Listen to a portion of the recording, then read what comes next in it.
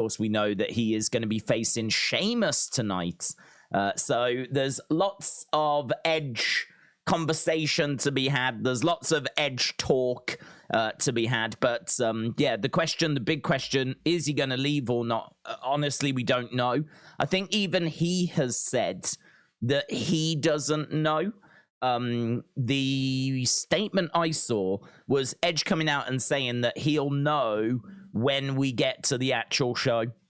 So when we get, like, the show is done and the match is done, he'll know then as to whether he wants to continue or not. And he really stressed that he was telling the truth about that. He really stressed that that is true. That is how he's feeling. That is, you know, the situation. His contract expires after tonight. So he this is it. I mean, he could absolutely walk away here. But he hasn't come out and said that this is it. He said that he's going to see how he feels after, to see if he's going to sign. There's a new contract that's been offered to him, and he's gonna know after whether he's going to be signing it or not. So I don't know. I did a poll on Twitter to ask people as to whether they thought it was going to be the goodbye, and I think it was like 60-40. In favor of no, we think he'll stick around, but it's quite close. It's quite close. People are a bit split on this one. People aren't quite sure on this one as to whether it is goodbye or not. So before I jump in the chat, what I want to do is ask you lot the question: will this be the last Edge match? Is this the last Edge match tonight? It's what everyone wants to talk about. It's why we've started a bit early. Everyone wants to talk about if this is goodbye. And as we said, he is taking on Sheamus tonight. And other than that, I honestly don't know. Really don't know. Even he doesn't know, seemingly. So we can speculate about it. As well as that, we got Bianca Belair and Charlotte taking on Io and Bayley. As well as that, we have got Grayson Waller effect with the new champ Rey Mysterio. Santos Escobar is going to be on that with him. I don't think there'll be a split there, but we do have Santos Escobar and Rey on the Grayson Waller effect. So we've got that tag match. We've got the Grayson Waller effect. There's a few things that are going on, but really that's it in regards to announcements. Other than that, it is literally just full-on conversation about either Cash Wheeler, which is crazy, or it's a conversation about Edge. That seems to be where the conversations are at the moment. Yeah, no chat on screen. I don't know why. I can see people mentioning that. It's I don't know, having a few technical issues. But I can see the chat on YouTube, so I will look at it on here, and hopefully it will spring across eventually. Kian said, hope you are well and having a good stream. If Edge is going to retire, if so, there's many people who want him to go to AEW. Him and Christian, thoughts? Not a chance. Zero chance. I don't think there's many certainties in life, but I'm really certain that he will not go to AEW. And the reason why I say that is because if he wants to wrestle, then WWE are going to pay him really well. They're not going to want him to go to AEW, and he is going to have that opportunity to stay and wrestle, right? So if he wants to wrestle, he can stay and wrestle. If he was being forced out, if WWE were like pushing him out of the door, and it was a case of, well, if he wants to continue wrestling, he's now got to do it in AEW, then I would say, okay, yeah, different conversation. But with him being allowed to continue and seemingly another contract being there for him, and WWE obviously don't want him to leave them because it does open up the risk of him going elsewhere. Because that offer is there, then there's not really much of a reason for him to have to go somewhere else.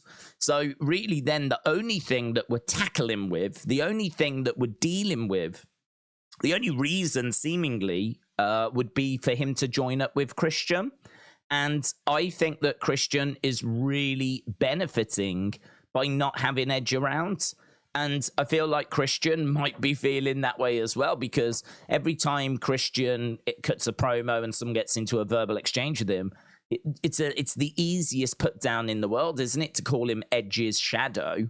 And look at the praise that Christian has been receiving for his program with Jungle Boy and what he did with Luchasaurus, and the match that they had at that pay-per-view. Was it Double or Nothing? Can't remember. One of them, which was really well received.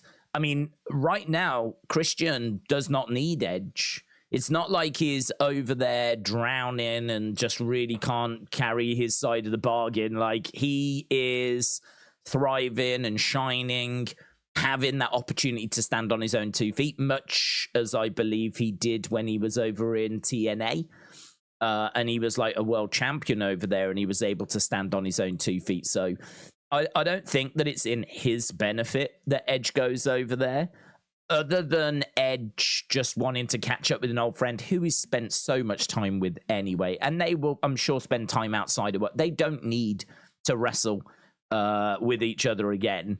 So I don't see that argument. I don't see, I mean, unless he's got a burning desire to wrestle MJF, but I would counter that by saying there's plenty of people in WWE that he can wrestle. There's a never-ending conveyor belt of talent that he can compete against. And I'm sure that there's, as we said, Sheamus, he's never wrestled Sheamus. And Sheamus is the one that brought him back, and he's actually getting a chance to do that tonight. So I don't think he's done everything that can be done. I mean, WWE might have even turned around and said, look, do you want a run with the world title? We'll give you the world title. If you stick around, you can have that belt that Seth's got, and you can have a run with that. And, that's a carrot that they could dangle for him. So, as I said, I don't think there's any certainties in life, or many certainties in life, but I feel really good about Edge not going to AEW. I really, really don't see that at all. I think that it's a disrespect thing as well, to be honest. I think that if you are with WWE and you are being treated well, and I think Edge has been treated well, he's been brought back, he's been booked in big feuds, he's been allowed time away. I think I read an article where Edge is just allowed to do what he wants. Triple H apparently is just letting Edge do whatever he wants. So he's got to that point in his career where he's so valued that he can work with who he wants to work with, and he can pretty much do whatever story he wants to do, and he started Judgment Day to try and, give a platform to those guys. Clearly that didn't quite work out because Vince, I think, wanted it to go a bit supernatural, and Edge was like, well, I'm out then, right? But no hard feelings. That's fine. We'll find something else for you to do. You can feud with them, and you don't have to do like Supernatural. So, and actually, they didn't do Supernatural. But anyway, all that to one side. I think that he is given a real freedom to do what he wants to do. I think he's being paid very well. I think he grew up loving WWE. It's not that he owes them anything. He doesn't owe them anything. But equally, I think it is a bit of a middle finger being stuck up if you then go and work for a competitor. Unless you get released. I mean, there's some people that don't really get much of a choice, don't really get much of an option because they got released, And so people like Rusev, who was released, and I believe Andrade was released. I feel really good for them that they found a new home and they found somewhere to go. But for Edge to turn a contract down and then go off and work for WWE's now main competitor, there's not really a positive way to spin that, to be honest. There's not really a positive way, a good way of spinning it. I suppose for the fans, it would be quite exciting, dare I say, to see Edge. I mean, it'd be a load of fresh matches for people like Edge Omega and Edge MJF and all that kind of stuff. But I'm not looking at it from that point of view. I'm looking at it from the Edge's point of view of, would I want to do that to WWE that have been so good to me? And if I go over there, what's over there for me? Because it's a smaller platform. And all right, I could have a match with Omega, I could have a match with MJF. But as I said, even if he re-signs with WWE, there's plenty of matches in WWE for him as well. So, I mean, you got Bron Breakker, who's knocking on the door. You got Ilya Dragunov, who's knocking on the door. You got Carmelo Hayes, who's knocking on the door, who are trying to get to that main roster, and they're there or thereabouts. And, we've got people like, I don't know, Odyssey Jones, who we haven't seen yet. Have we even seen Edge against Johnny Gargano? Have we seen Edge against Tommaso Ciampa? Like, there's plenty of matches for Edge in WWE, so I don't see it. I really don't see it. I really, really don't see it. I think it might just be fans hoping, to be honest. It might just be Tony Khan hoping as well. I would imagine Tony Khan is like every time Edge looks down, it's Tony Khan again. I would imagine. Like his phone's just constantly non-stop. It's Tony again, he's calling me again. I've told him, like, I ain't making my mind up until after the match. He sent me a text. What's it say? I want to hug you. What's up with this guy? What is up with this guy? Harry said, haven't spoken in a while. You know how much I adore Edge. After many of the streams over 3 years talking about him, where do you see his future? Do you see him retiring? Well, I've ruled out AEW. So for me, I think that he either continues with WWE or he outright retires, yeah. So it's those are the two options for me. And I think that he will continue, but I don't feel brilliant about it. Like, if I was to put a percentage on it, I'd probably be like 60, 65% continue, because he did say last year, I'll see you next year and we can all say goodbye together. Like, that happened. He said that. That was a thing that happened, and he said it. And so here we are a year later, and he's got to have known that this was coming, and he's got to have known that this was, where we were heading and what the situation was going to be. And he's probably been counting it down and talking about it and all this stuff. But I've said before, I mean, like, we see so many wrestlers like Ric Flair who keep saying they're going to retire and, wrap it up, but they can't. And, your Daniel Bryans, your Ric Flairs, like, there's people that can't give it up. And honestly, Edge, he could be one of those.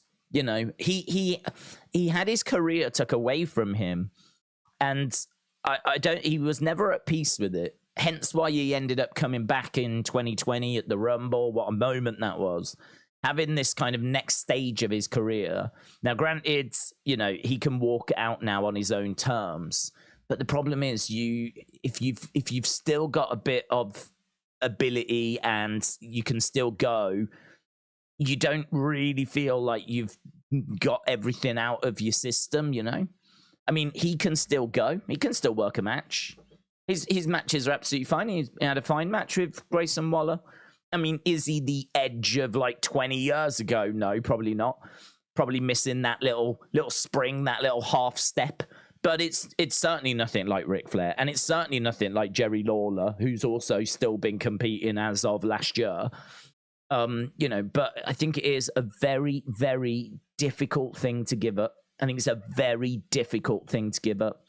I think it's harder than a lot of sports. In fact, I would go as far as say it's harder than other sports, because if you're a footballer and you're getting to say your mid-30s and the game is too quick for you, and it's too quick for you, your performances are going to drop below that level, that standard, right? Now, you can either go through the lower leagues, and some people do that, but pretty much if people can't compete at the highest level, and that's the level they've been used to, once it becomes too difficult, they'll call it quits. The problem with wrestling is that bar can be altered, right?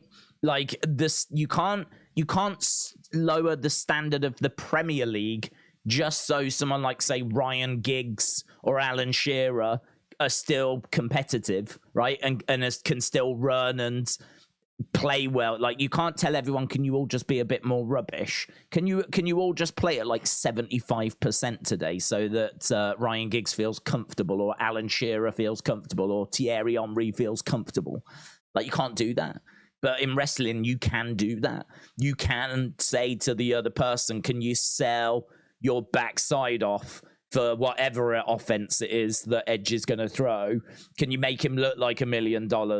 Like, can you bump all over? Like, you can actually alter the way the other person reacts, the way the other people like participates. But obviously you can't do that in a real sport.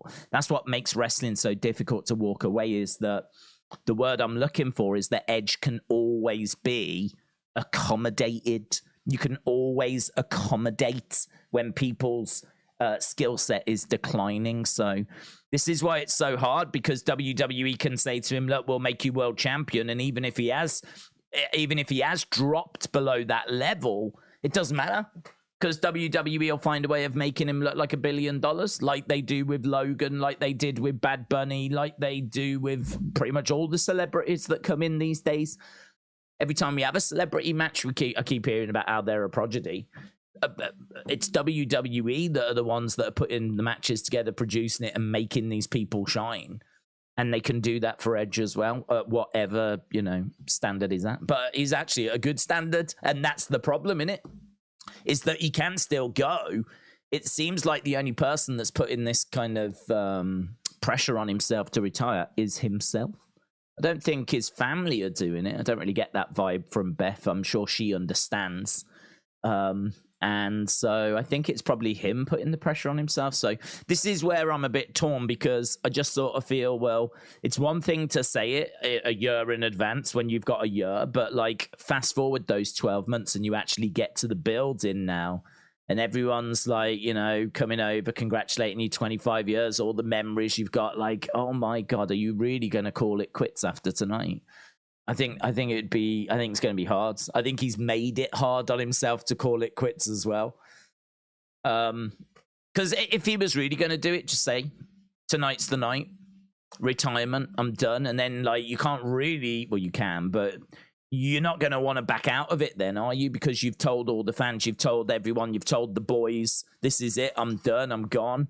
And so it becomes, there's a little bit of embarrassment that would be added in if you wanted to change your decision then, but he hasn't announced this as his retirement, has he? He hasn't come out, or WWE haven't come out and said that this is his retirement. So, as far as we know, we go on. Everything continues. There's no decision to be made. There's been no announcement. This is his retirement. So I take that a little bit of a sign as well that there is genuine uncertainty.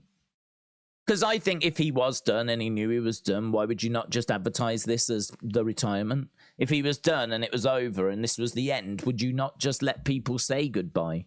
What about all those Edge fans that might not be watching, but would tune in if they found out this was his last match? So, I don't know. That's where my head's at with it. It'll be interesting to see what you lot think. And we've had nearly 200 votes.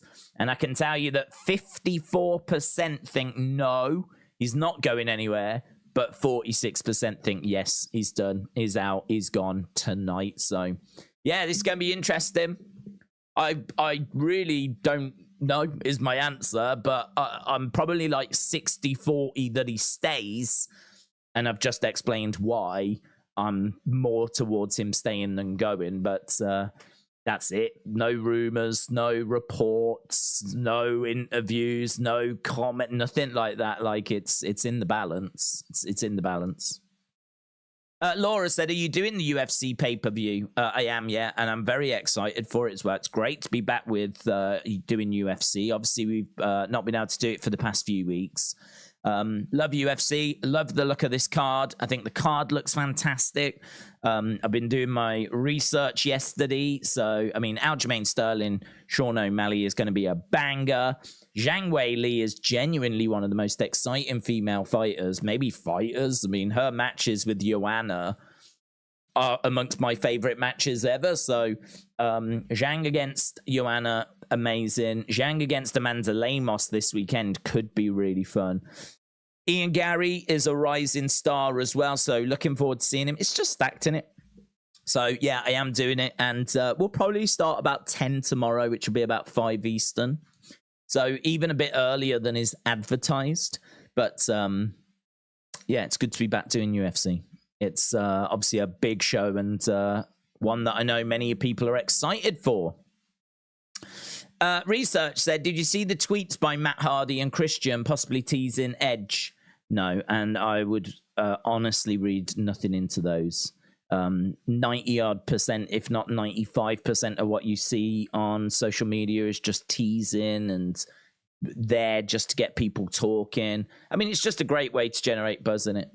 I mean, honestly, if I was an AEW superstar, I would be tweeting about Edge because it's just a great way to get people talking about me, to get people talking about AEW, to get some free press off of this situation. And that is what social media really is. It's just constant advertising. It's people selling themselves, selling their own brands. Each wrestler is their own brand with their own merch and their own following. So it's just a great way to advertise your brand, and it's obviously a great way to advertise your company and promotion that you work for. So I honestly would read nothing into it. I would read nothing into it. It's one of those that you can look at and go, mm-hmm. But I would immediately file it like that. That is just as much them promoting themselves in AEW as it is any sort of tease. So, yeah, it's worth knowing, though. I appreciate you letting me know, but I don't take anything from it. Mitchell said, have you talked about the cash stuff? Do you even care? Don't care. I'm in Florida, and it showed on our local news. Yeah, no, you was right. I don't care. I don't know. It's hard for me to care about, like, that. I just don't care. I think he's stupid. I think he should get in trouble. I think that there was a road rage incident. I think he waved some sort of firearm. What I can say about it is you don't expect that from him, but, I mean, there's not really too much to break down there, is there,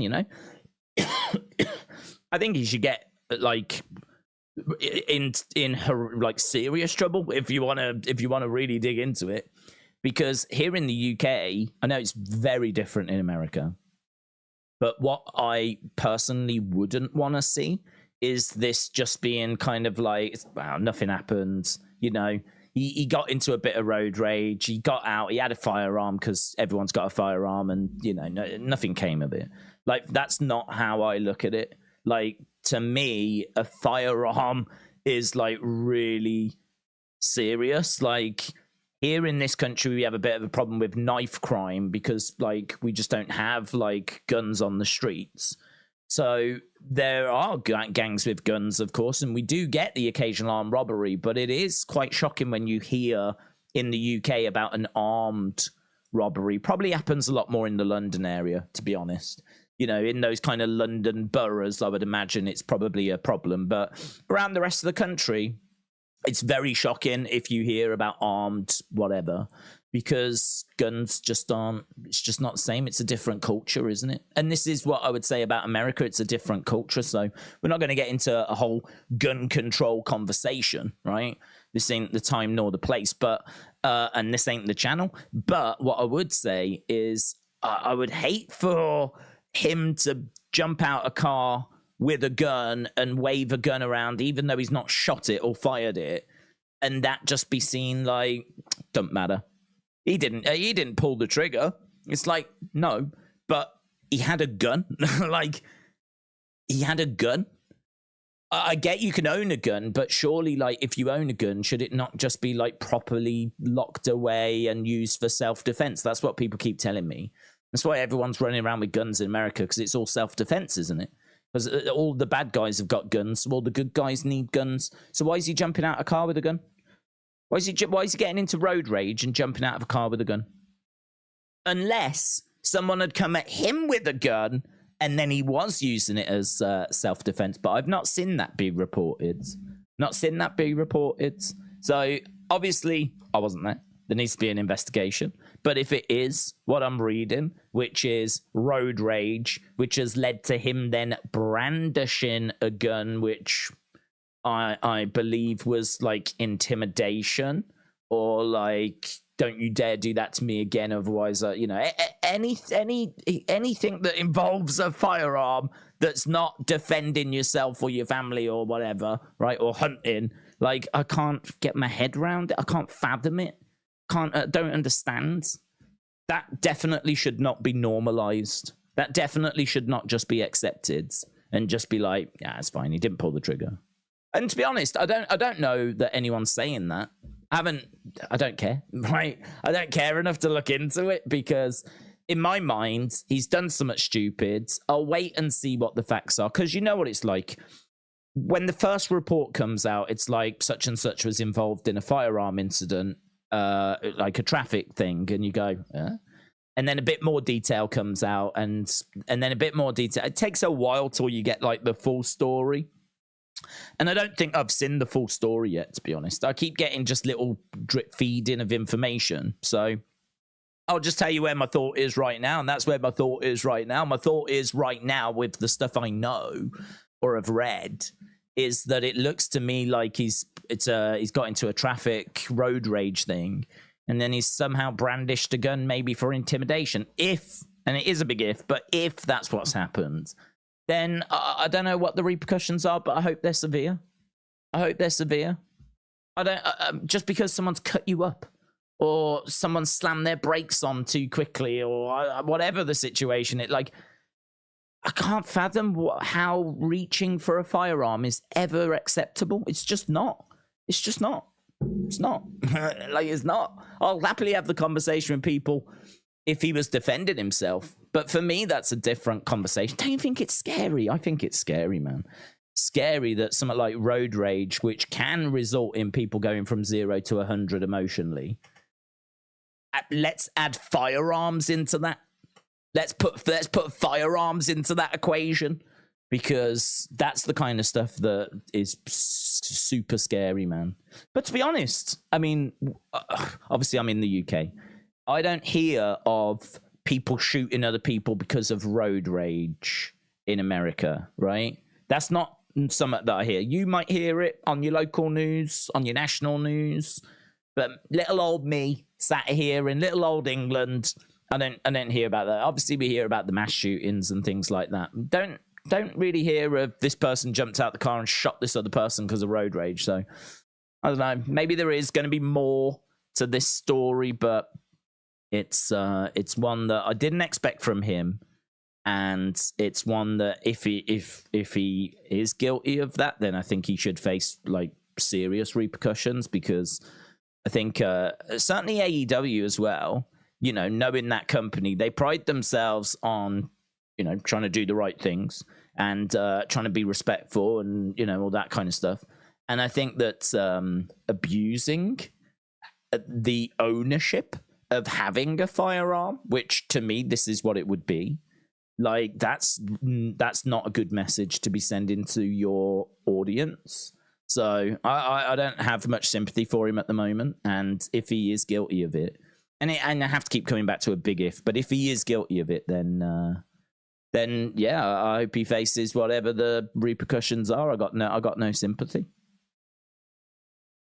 Even though he is one half of FTR and I really like them, I don't have any sympathy. Laura says, but let's wait and see what it is first before we say he's guilty and dish out sentences. I am also a big believer in innocent until proven guilty. That is a cornerstone belief that I have. So I, without seeing as like all the facts, without obviously being there and without knowing the detail, maybe someone did threaten him first with a gun, and maybe it was self-defense, and then maybe my opinion would change. Laura said, are you doing UFC on Saturday night? I am, yes. We spoke about that. I'm very much looking forward to it. In fact, the stream is already set up. I'm trying to set the streams up a week in advance. So I'm trying to do it so that people know what we're doing. So like this week, it's UFC. The stream is set up. If you are around, drop a like on it. Obviously, we're going to try and get to 1,000. We've been doing all right with that, actually. We've been doing all right with that, but it'd be good to get there.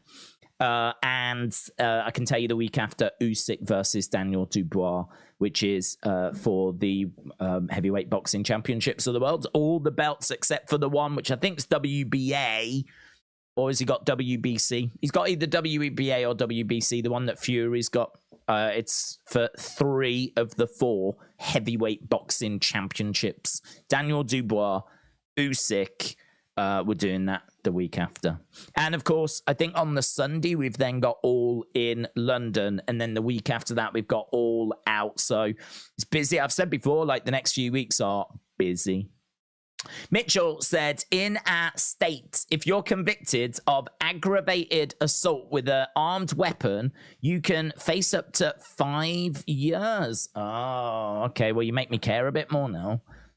Okay, I care a bit more now. Because honestly, this thing, I'm just expecting him to get a slap on the wrist.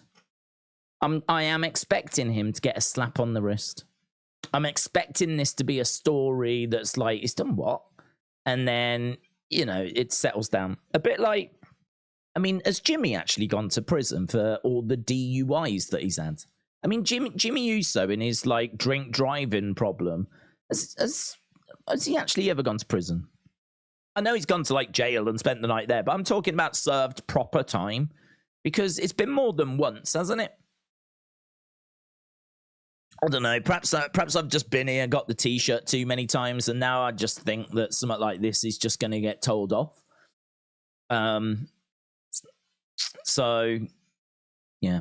I can't sit here and say, oh, I want him to go to prison for 5 years, but what I can sit here and say is that if he has abused owning a gun, then I think he should face, like, serious repercussions, and if that is prison time, then that is prison time, because being angry and reaching for a firearm is terrifying like that.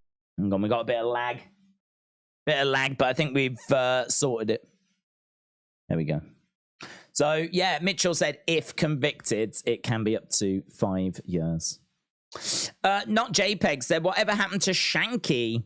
Still under contract, I believe, but I think they just don't know what to do with him, because he was with Jinder and now he's not with Jinder. So, and plus also he was pretty rubbish in the ring. So I believe he's still around, but my guess is he's probably at the Performance Center trying to learn to be a better person. Well, not a better person, a better wrestler. Although, aren't we all trying to be better people? Bradley says, don't hate on me, but my favorite match ever was a triple threat between Jeff, Sammy, and AJ Styles. Okay, that's fine. Hazib said, if this is the end of Edge, then what has been your favorite Edge feud of the second run? Definitely not the Randy one. That Randy one, I mean, his match with Randy at WrestleMania, I will say his match, the Backlash cinematic one, was excellent. I really enjoyed it. It's one of those where they build it as the greatest wrestling match ever. And I remember we were doing the watch long, we were like all scoffing at it, going, yeah, well, can't wait. Don't worry, guys, it's going to be a great show. We got the greatest wrestling match ever tonight. And we were all having a laugh at it. And then it turned out to be really good. And you know, not the greatest match ever, but I would certainly say one of the best matches from the kind of Thunderdome. Actually, I think it was Performance Center, wasn't it? It was Performance Center. Include Thunderdome, because that was trash anyway. But easily one of the best things to come out of lockdown, pandemic era, Performance Center, Thunderdome, whatever. I thought it was really good, really good. So I do like that match. I would actually put that right up there with like one of the best things he's done since he came back. But I can't say the Randy feud, because I'd have to include the WrestleMania 36 40-odd minute debacle, right? That was so slow and just so, it felt really self-indulgent. It just felt like he was trying to get something out of his system. Like, all those years of not being able to wrestle, it was like he was trying to get that out of his system. But it just wasn't very enjoyable to watch, because it was a bit slow, and it was like backstage street fight. It was a bit plodding, bit boring. It was just, I don't know. I think it was more for him than for us. So, yeah, I wouldn't say that. I mean, I think that his feuds with... I mean, it's probably got to be Judgment Day, hasn't it? I mean... him with AJ, underwhelmed. That match underwhelmed.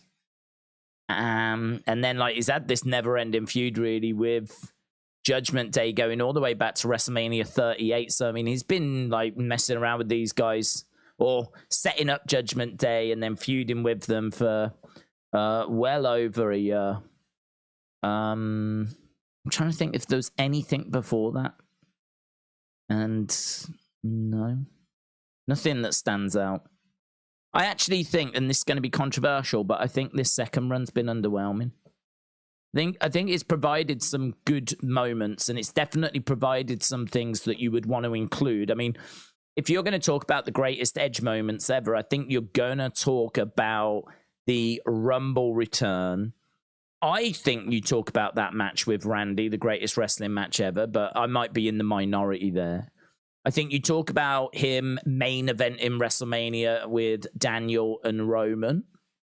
I think you talk about him setting up Judgment Day and them turning on him, him then coming back at SummerSlam. I think you're gonna mention all that as well. But I think, there is a lack of great gripping stories and feuds and stuff like that, and we were nowhere near a world title. I mean, I don't know quite what we were trying to work towards. I don't know quite. I mean, I'm guessing he was trying to become a champ. And actually, he did make those comments in the early stages, but we seem to abandon that. I think we lost a bit of focus. I feel like we lost a bit of focus. I think we really jumped into the Judgment Day story. I think, Beth started to get involved. I'm sure he enjoyed working with her. He did, obviously, a mixed tag match with him and Beth against Miz and Maurice as well. That was a pretty good match, actually. And that feud was okay. But it's not one that I think, if you're talking about his top 20 moments, top 30 moments, I think the weight of them, like a good 15, 16 of them, say you do top 20, I would say 16 of them come from before he came back. So he has added some moments, but I think probably less than I was hoping for when he returned in 2020. That's harsh, isn't it? When he returned at the Rumble in 2020 and the place went bananas, I think I was hoping for more than what we ended up getting. Better stories, better matches. I mean, some of his promos have been fantastic. Some of his promos have been brilliant. I think that's been a real highlight, but I think some of his matches have been underwhelming. Like his main event match with Daniel and Roman at 37, I didn't think it was that great. His match against AJ, I didn't think it was that great. His match with Finn is very unfortunate. Finn gets injured during the match, and it really kind of upsets momentum. His match with Randy, we've already laid into that. But the Backlash match I thought was really good. Mixed tag match with Miz and Maurice I thought was really good. He has had some decent outings, but I don't nothing that we ain't troubled 5 stars. I don't even think we've troubled 4.5 stars. We ain't troubled anywhere near the top end of that rating for me. So yeah, I don't know. Maybe it's age. Probably in the early stages, a lot of ring rust, getting back into the swing. Perhaps it was high expectations. I mean, I don't think it's not been a disaster. I think the word I would use would be underwhelming compared to my high expectations, where I really felt we were getting the return of a bona fide main event star, legend, who was going to really rip it up and do some stuff, And I think you could point at Judgment Day. I think Edge fans would point at Judgment Day as being somewhat, well, there you go, he started Judgment Day. I might counter it by saying that Judgment Day only really took off once he left.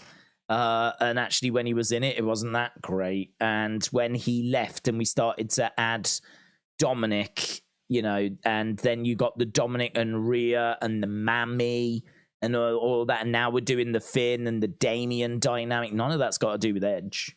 So I might counter argue with that, but he got the ball rolling on Judgment Day. So I will give him props for that. So yeah, I would say this run is underwhelmed compared to my very high expectations that I had for it when he returned. But if I was to pick a feud, I would say the biggest one he's been involved with, the one that's been the most, dare I say, emotional as well. I'm thinking when that I Quit match, when Beth got smacked in the head concerto by Rhea. So I would say it'd have to be the feud with Judgment Day. It's boring. I wish I could give you a better answer, but I don't think there's been many great feuds to choose from. I don't think we're drowning in great feuds for Edge in this second run. Luke says, all in need to hurry. I'm going, pretty boy.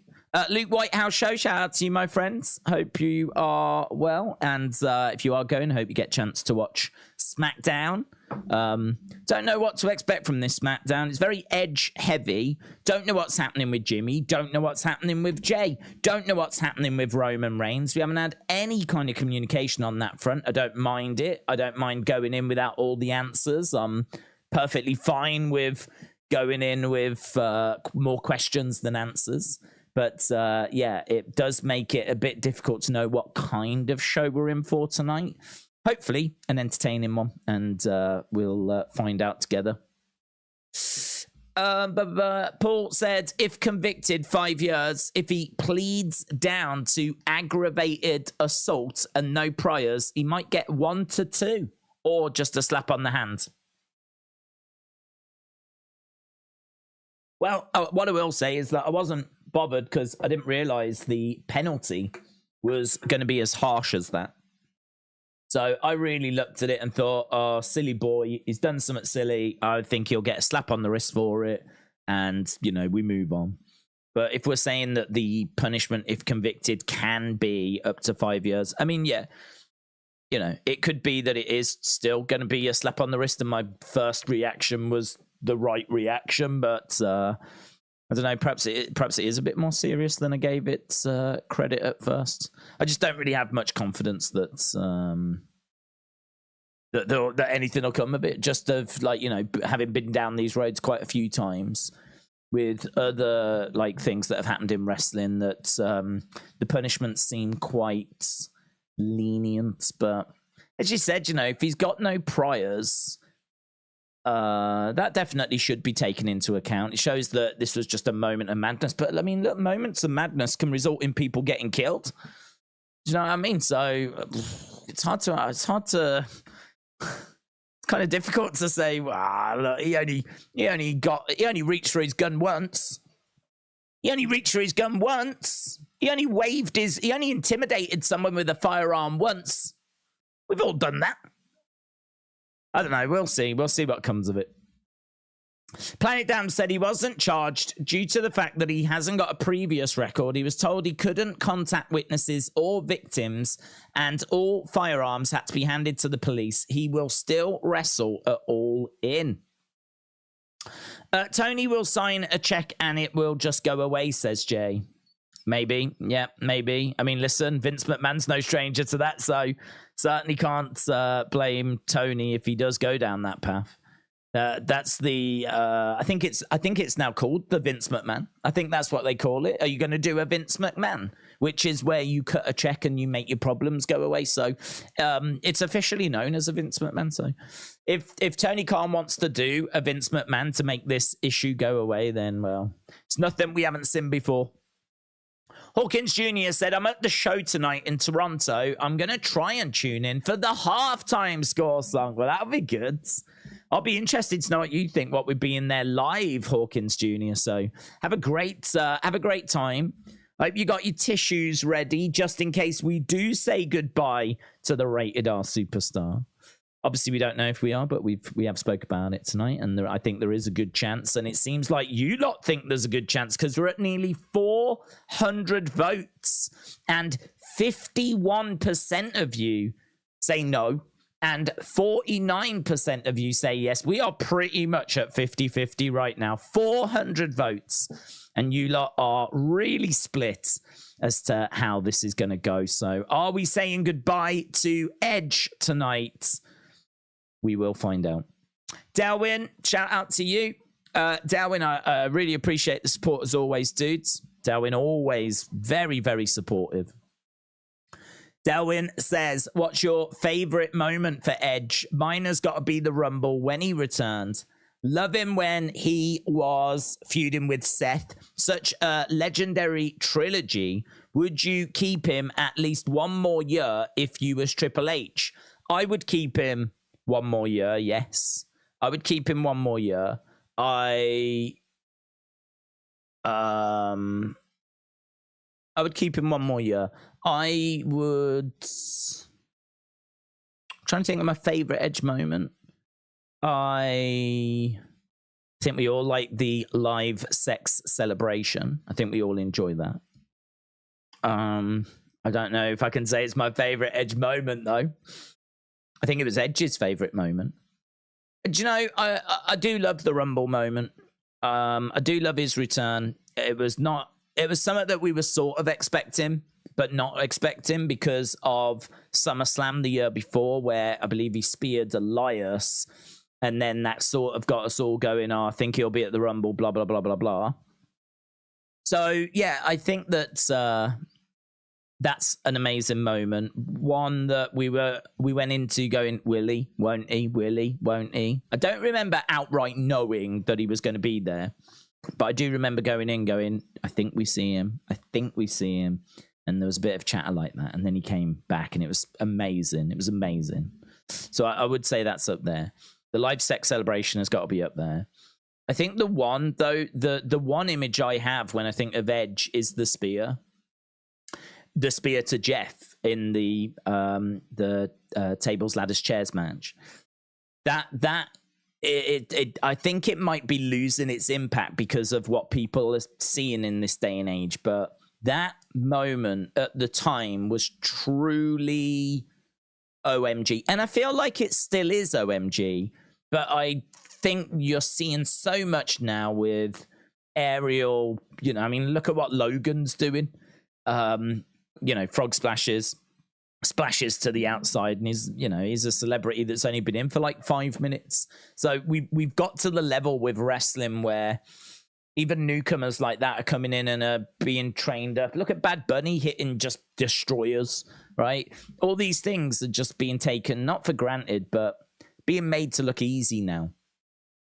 But back in the day, a move like that, a spot like that, it was just not something that you was used to seeing. You know, there was a handful of big moments, you know, like the Foley off the cage or whatever. That moment is still like, oh my God. And there's still so much that could go wrong with it. You know, the way that they landed and the way, you know, Jeff could have like properly over-rotated, spiked on his head. Edge could have come crashing down on top of him, could have landed on his head. Like it's a real moment that you like, wow. I mean, it was OMG at the time, but even now you're looking at it and you go, man, there's so much that could go wrong with that. But what they provided was a real moment. You know, it's one of those moments that I think when you think about those tables, ladders, chairs, TLC matches, when you think about those, that might be the image that people think of. It's what I think of. And it's what I think of when I think of Edge as well. So I'm thinking of those TLC matches, which I think are still up there with some of the best tag matches and gimmick matches that we've ever seen in WWE. Ever seen. I mean, the you know, that match helped make WrestleMania 17 like regarded as the best pay-per-view as well. So I'd have to go back to that. I'd have to go back to the live sex celebration.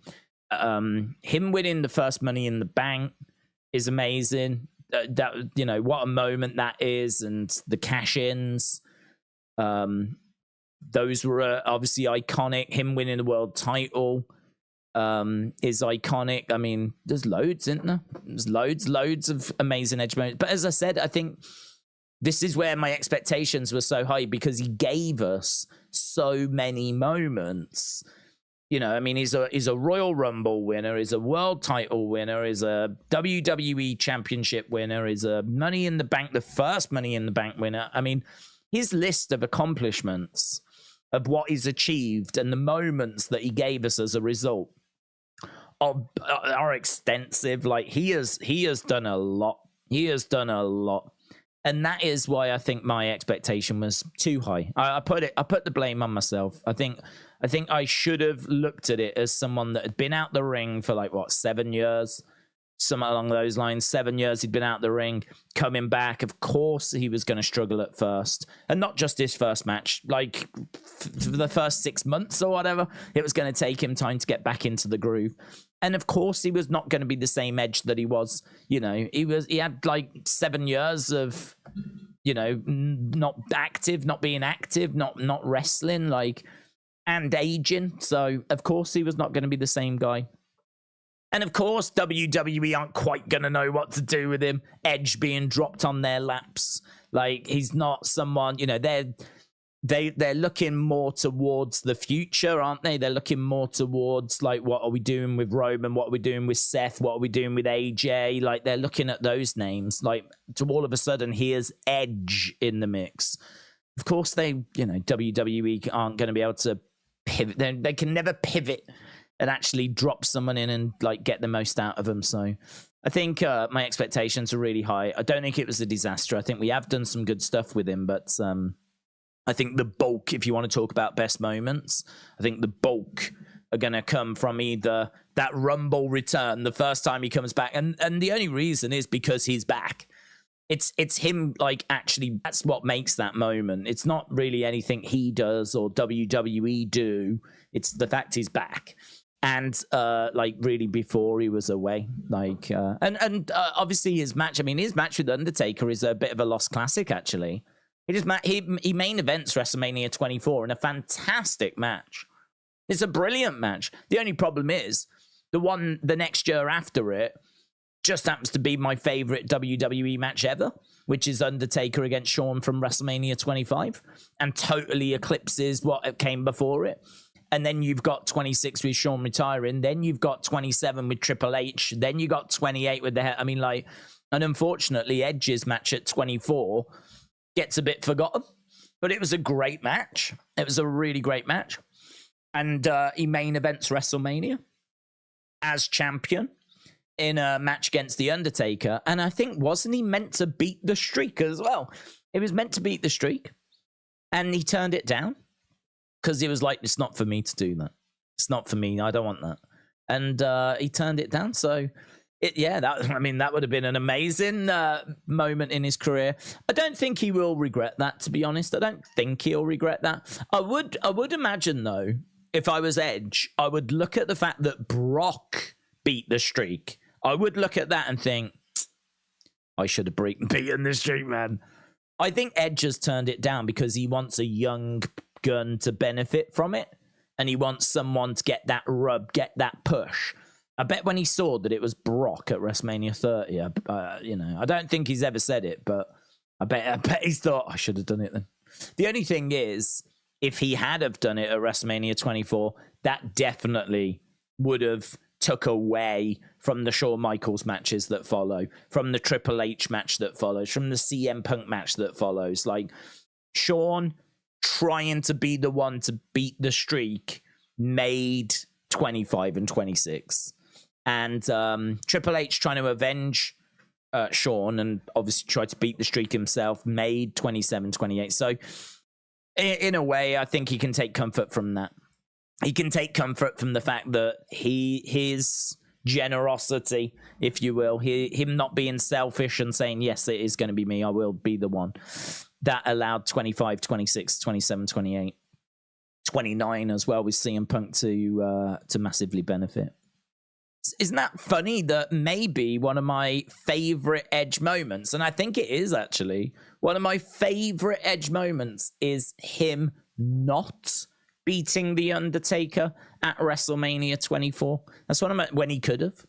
And I think that says a lot about him, is the fact that he could have had that. And, you know, you give that to Hogan, he's snatching, you know, there's not even a decision to be made. Hogan is going to be the one. If you even float the idea, Hogan's taking it, right? I would say the same if you did that with Ric Flair, if you did it with whoever. Like, so many people are just out for themselves, but he I think was thinking of a bigger picture of other people, thinking that he didn't need it. He was a made man. Someone else could benefit. And I think that says so much about him as a person, how much he cares about the industry. And I think it's just such a good story to tell about Edge, because I think it sums the guy up. So one of my favorite moments would be that, him not beating Undertaker when he could have. So yeah, I've got a lot of respect for him, but we all know the greatest moment is the live sex celebration. Done. Boom. If only we'd seen even more, eh? I mean, of Lita, not so much of Edge.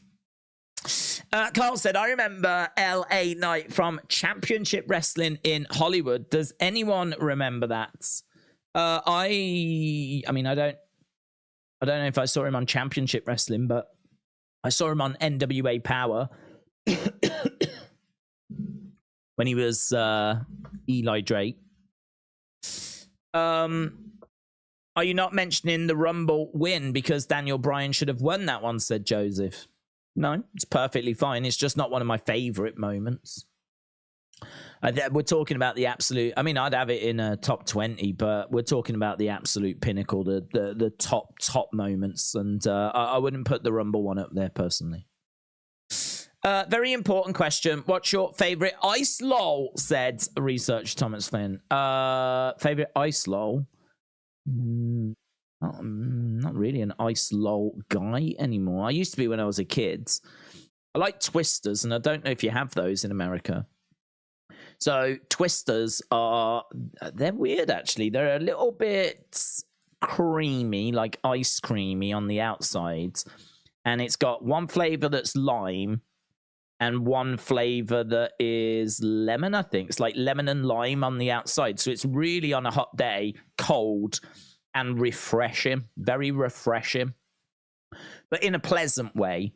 And then in the middle is like a slush ice cream. It's, don't know, a bit different. It's more ice lol in the middle, and that is strawberry. So you get through the refreshing. Oh, this is nice, and it is nice. It's not tangy or sharp or unpleasant. It's just cooling, nice flavors. You know, kind of like, you know, when you're drinking a Mountain Dew or something like that. It's a pleasant drink, isn't it? A Mountain Dew. This is a pleasant ice cream, and it's refreshing and it's lovely. And then you get to the treat in the middle, which is the strawberry ice cream. And you're like, your palate has been neutralized, if you will, by the lemon and lime. It's been refreshed, which means that when you get to the strawberry, it hits a bit harder, man. It's lovely ice cream, lovely. It's a lolly. You're right. It's not really an ice cream. I would say a Magnum is an ice cream, which is where you've got like ice cream on a stick with then thick chocolate wrapped around it. That's more of an ice cream, isn't it? Whereas a Twister is more of an ice lol. So yeah, I like those. But I haven't had those in years, man. I used to have them when I was a kid and I was young. I haven't had them in years. The ones I used to have a lot when I was a kid were the cheap, like, spaceship ones. They were in the shape of, like, a rocket, and I think the bottom level was, like, red, middle level was, I don't know, green, and the top level was yellow or something like that. And I don't even know if they were different flavors. There's different sections. I think they were just cheap and colored. Just colored, like, different colors. So I was like, yeah, I used to have those because they used to be quite cheap. But, if ever we splashed out, then I'd go for a Twister. But haven't had a nice lol for many a year. Tends to just be Ben & Jerry's these days. James said, Mania 40 has already sold 90,000 tickets in half a day. Woo. Amazing. S. Bassett said, it's strawberry sauce at the center. It's pineapple ice cream. I need to know. Oh, I don't think it's pineapple, is it? I've always thought it was lemon and lime. I didn't think it was pineapple. Maybe I'm wrong. Perhaps I've been wrong for all these years. Do you think Edge should face Seth instead of Sheamus? No. They're on different brands, but... Godfather's Ho said, I'm gulping that gold dust ganja. Tourette syndrome strain. Did you hear Jeff Jarrett will be defending the leather face belt at All In on Friday the 13th of March? RIP ticket holders, bad card. Q the Light Knight said, the red, white, and blue rocket was good. Oh, I don't think I had that. I don't remember blue. I'd be very excited by blue. I always think blue's a very exciting color when it comes to food stuff, because I don't quite know what it is. It makes me think. It's always made me think of Sonic. That's weird, isn't it?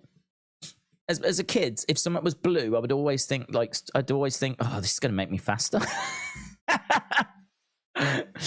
going to make me faster. I wonder why. Sonic in it. I always thought the blue, like I've never with yellow, I've always been a bit, no, don't want that. Don't want yellow, you know. Might be wee. But also it's probably going to be lemon and it might be a bit like and a bit sharp or whatever. But like, yeah, the yellow one, anything like yellow like that, not very exciting. Green, nah, I mean, it could be sprout flavor, couldn't it? Could be broccoli flavor. Yellow and green. What are we doing? Red clearly can be a lot of exciting things. It could be raspberry, it could be strawberry, right? Could be cherry. I'm not a big cherry fan, but raspberry, strawberry, I'm there for that. And blue, what's blue? I mean, blueberry, I suppose, but the kind of blue that this you tend to see is not that blue. Like a blueberry blue is a different blue to the kind of blue that you get on an ice cream, which tends to be more of a kind of, I don't know, child blue, kid-friendly blue, bright blue. That's not blueberry, is it? Blueberry is like a really dark blue. This ain't a dark blue. I never look at blue and think blueberry. Never. It's a different blue. It's a Sonic blue. I always look at it and go, Sonic. I'm going to be, woo! Are you coming to play football? Hang on. Yeah! Come run. Look at me. I'm like Bolt. I've had my blue ice cream. I've had my blue ice low. So, yeah, I feel like this is like a therapy session for me, actually, now I'm thinking about it. That is something that I have often thought to myself, which I don't think I've ever verbalized before. So we're really getting deep down here. I feel like this is, I need to be on a couch. I'm blue, dabba dee dabba da, said Miss Clown. Over here, blue ice cream doesn't do that. Something else does. Yeah, well, I was taking crack cocaine at the same time as well. So, I mean, that also could have been playing a factor. But who do you see being the 3 mystery partners for Blackpool Combat Club? I've got Hero, McGuinness, and Suzuki. Yeah, sure, I'll go with that. I'll go with that, buds. Planet Dan said Calypsos are my favourite ice lol. And Screwballs. Oh, we had Screwballs. We had Screwballs, yeah. They were fun. And it's weird, isn't it? Because the reward, it's not that exciting when you think about it, but it is exciting. It becomes exciting. So for those of you that don't know what a screwball is, because it's an old thing now, it's something that us boomers had, and I don't think the kids have them now. Plastic container, funnel type thing, cone, right? Ice cream. I mean, they were only about that big. Ice cream, and right at the bottom, visible in its own little chamber that you could see at the bottom, chewing gum. But it was bubble gum in the shape of a ball. And so you ate the ice cream, worked your way down. And sometimes they had like strawberry sauce kind of going in it and down. And once you worked your way through, you got to the bubblegum ball at the bottom. Had that. I mean, the flavor was like gone in a second, not even a second. I mean, when you're talking about bubblegum flavoring, I mean, it's gone within, it's not even second, it's milliseconds. Like, put it in your mouth, gone. The flavor's gone. And all of a sudden, then you're just left with like something to chew. But for some reason, as a kid, it was super exciting. And you really felt like you were free in it as well.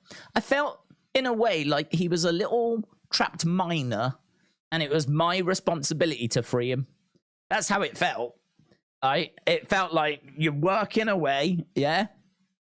Eating the ice cream, working your way down, trying to free the trapped miner at the bottom, who you would then consume and chew and eat alive. But, yeah, you were trying to get to that little bubblegum fella at the bottom. And as I said, actually, when you got there and had it, it was quite underwhelming quite quickly. But, yeah, we had those in the house quite a bit as well, yeah. As Dave Meltzer rated the Texas Chainsaw Death Match yet, said Bishop. I don't know. Normally, no, I don't think he will have actually, because doesn't the Observer come out on a Wednesday? So I don't know when he gets round to reviewing or rating. When does he do it? Does he have to do it a week like later or something? Texas Chainsaw match. Meltzer reviewing Texas Chainsaw match.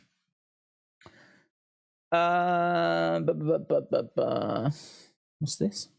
Reddit. Yes, I'm over 18. Dave Meltzer praised Texas death match of Hangman and Moxley. Right, okay, it's not the same thing. I just saw praise for Texas Texas death match, but it's Texas death match. No, nothing.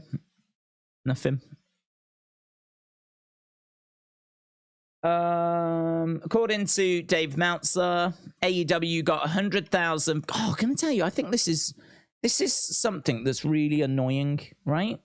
I think this isn't something that is happening in wrestling. I think it's happened in wrestling for a long time. I think like it's something that is annoying. That match was rubbish. Okay, if you watched it, I mean, some of you may have enjoyed it, but by and large, it was rubbish.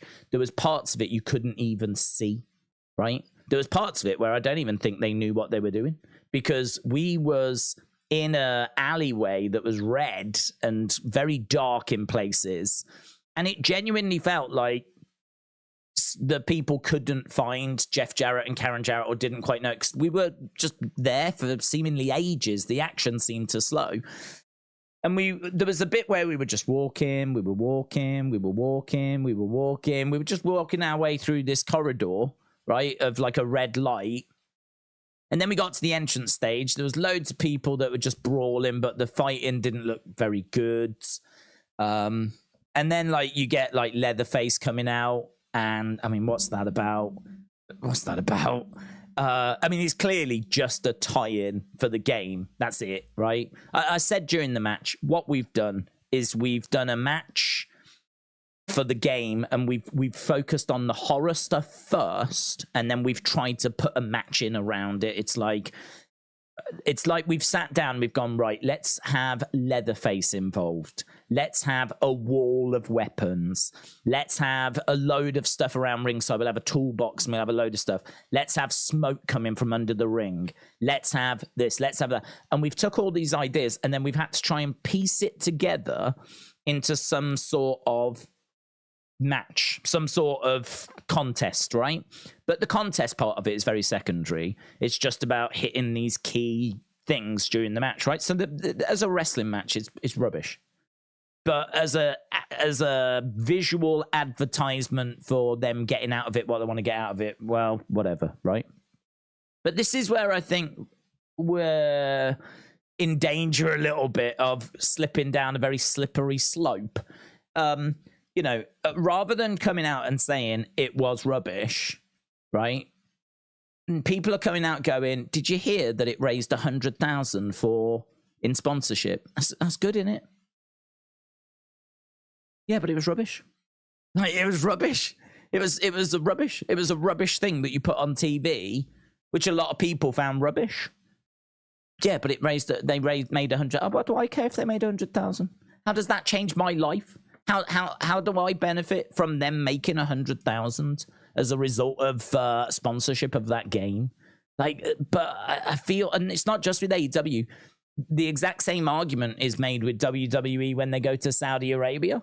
Do you know what I mean? Like, we go to Saudi Arabia and we do shows in Saudi Arabia, and it's like, yeah, but have you heard they're getting paid like 70 million? Well, good for them. Well, how does that benefit me? You know, we don't need to be going to Saudi Arabia. We don't need to be having a stupid match when we could be watching a good match. Yeah, but they made 100,000. Well, bully for them. Bully for them and please for them. But how does that help me? So granted, money did go to charity for this one, but you know, the case remains that this is just a new thing that we're seeing. You know, I seem to remember the same argument around that stupid zombie thing with The Miz. It was like, yeah, but it was a sponsorship, and like, you know, they made X amount of. So I still had to sit and watch it, didn't I? Like, is no one thinking of me?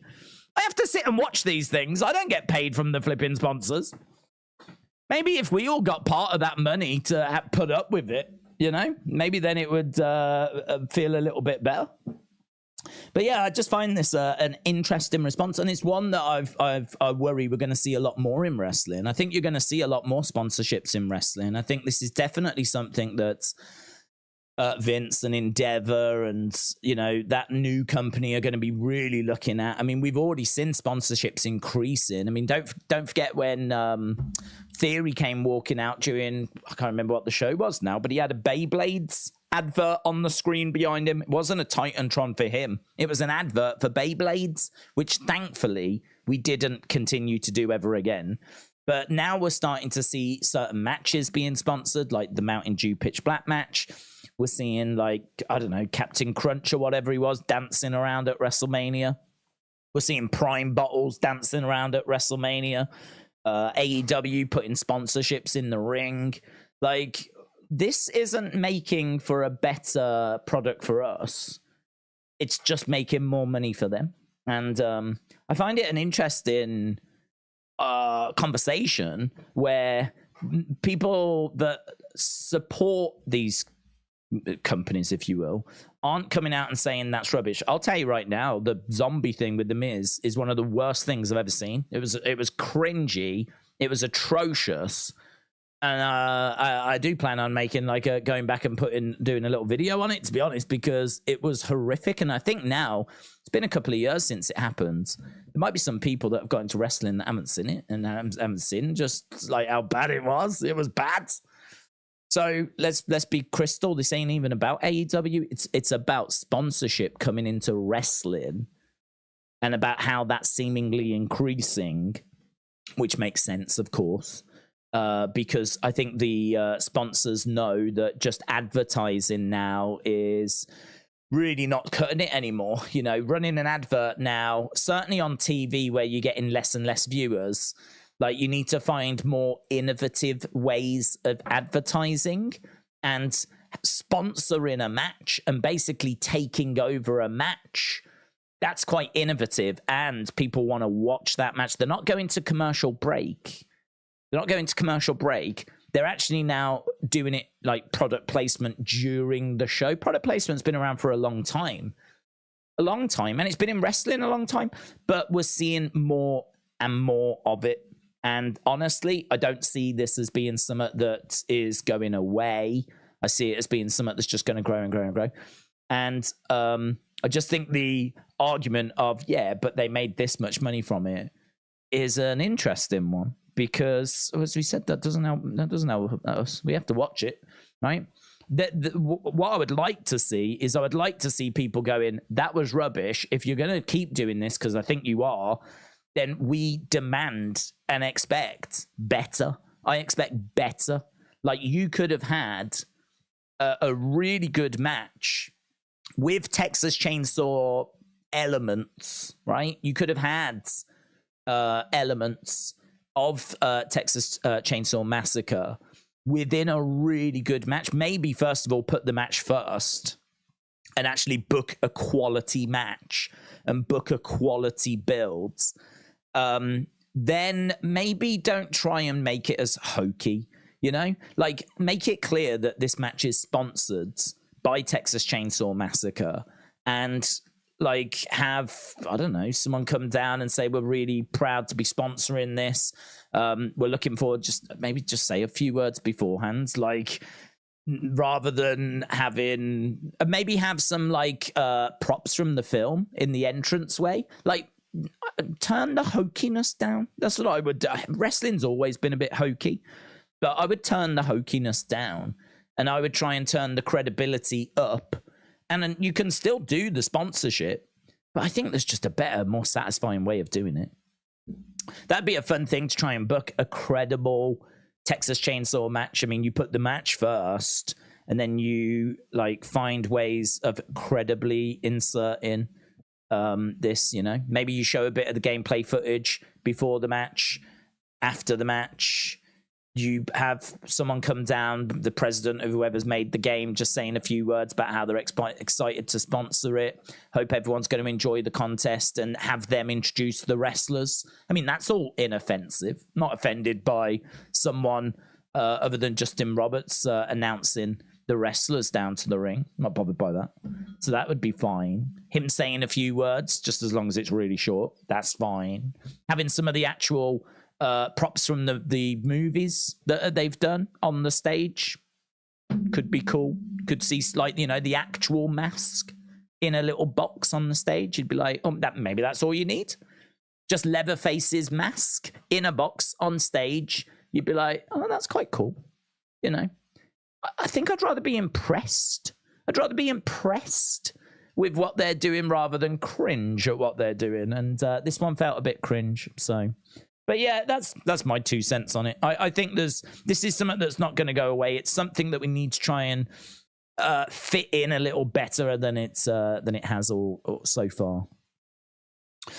J.A. Anderson says, do you think we get Bray tonight? Wanna meet? Do I think we get Bray tonight? I don't think we get Bray tonight. I'm not expecting Bray tonight. It could be really fun though if he did interrupt Edge and then it kickstarted something there. I mean, that could be fun. But I mean, we know that as of the other week, he seemingly wasn't cleared. I mean, we thought he was going to be coming back at SummerSlam, and he didn't. Could they have been saving him for this? Maybe they were saving him for this. Not one I'm expecting, though, buds. Not one that I'm expecting. And want to meet? I was down in London. I did a good old wrestling shop live, didn't I? I got no more plans to be getting. Do you know what I mean? That's it. I've met people now, and now it's time for me to go away again for a while. Stay out the way.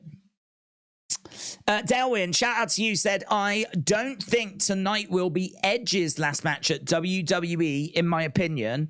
I think Edge has got one more year in him. Yes, he said his last match on his current contract. Give him a good feud with Cody, and a match would be great as a respect like Rick versus Shawn. I agree. I think there's plenty of matches for him. I said before, like, you got Bron Breakker, who's on the verge of coming up.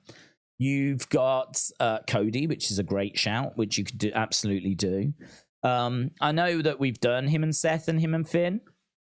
So I suppose in a way I don't feel a need to go back to those. Did we do him and Roman just one-on-one? I feel like we did, but I can't remember it for some reason. Can't remember him and Roman one-on-one, but if someone goes, yeah, Backlash or whatever, I'd believe you, but I can't recall it. I can't picture it in my mind.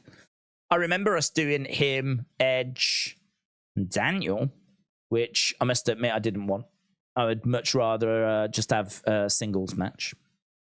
But hey-ho, whatever. But yeah, look, Carmelo, Braun, Cody. We have done Grayson, in all fairness. We have done Grayson, but as I said earlier, Tommaso, Johnny Gargano.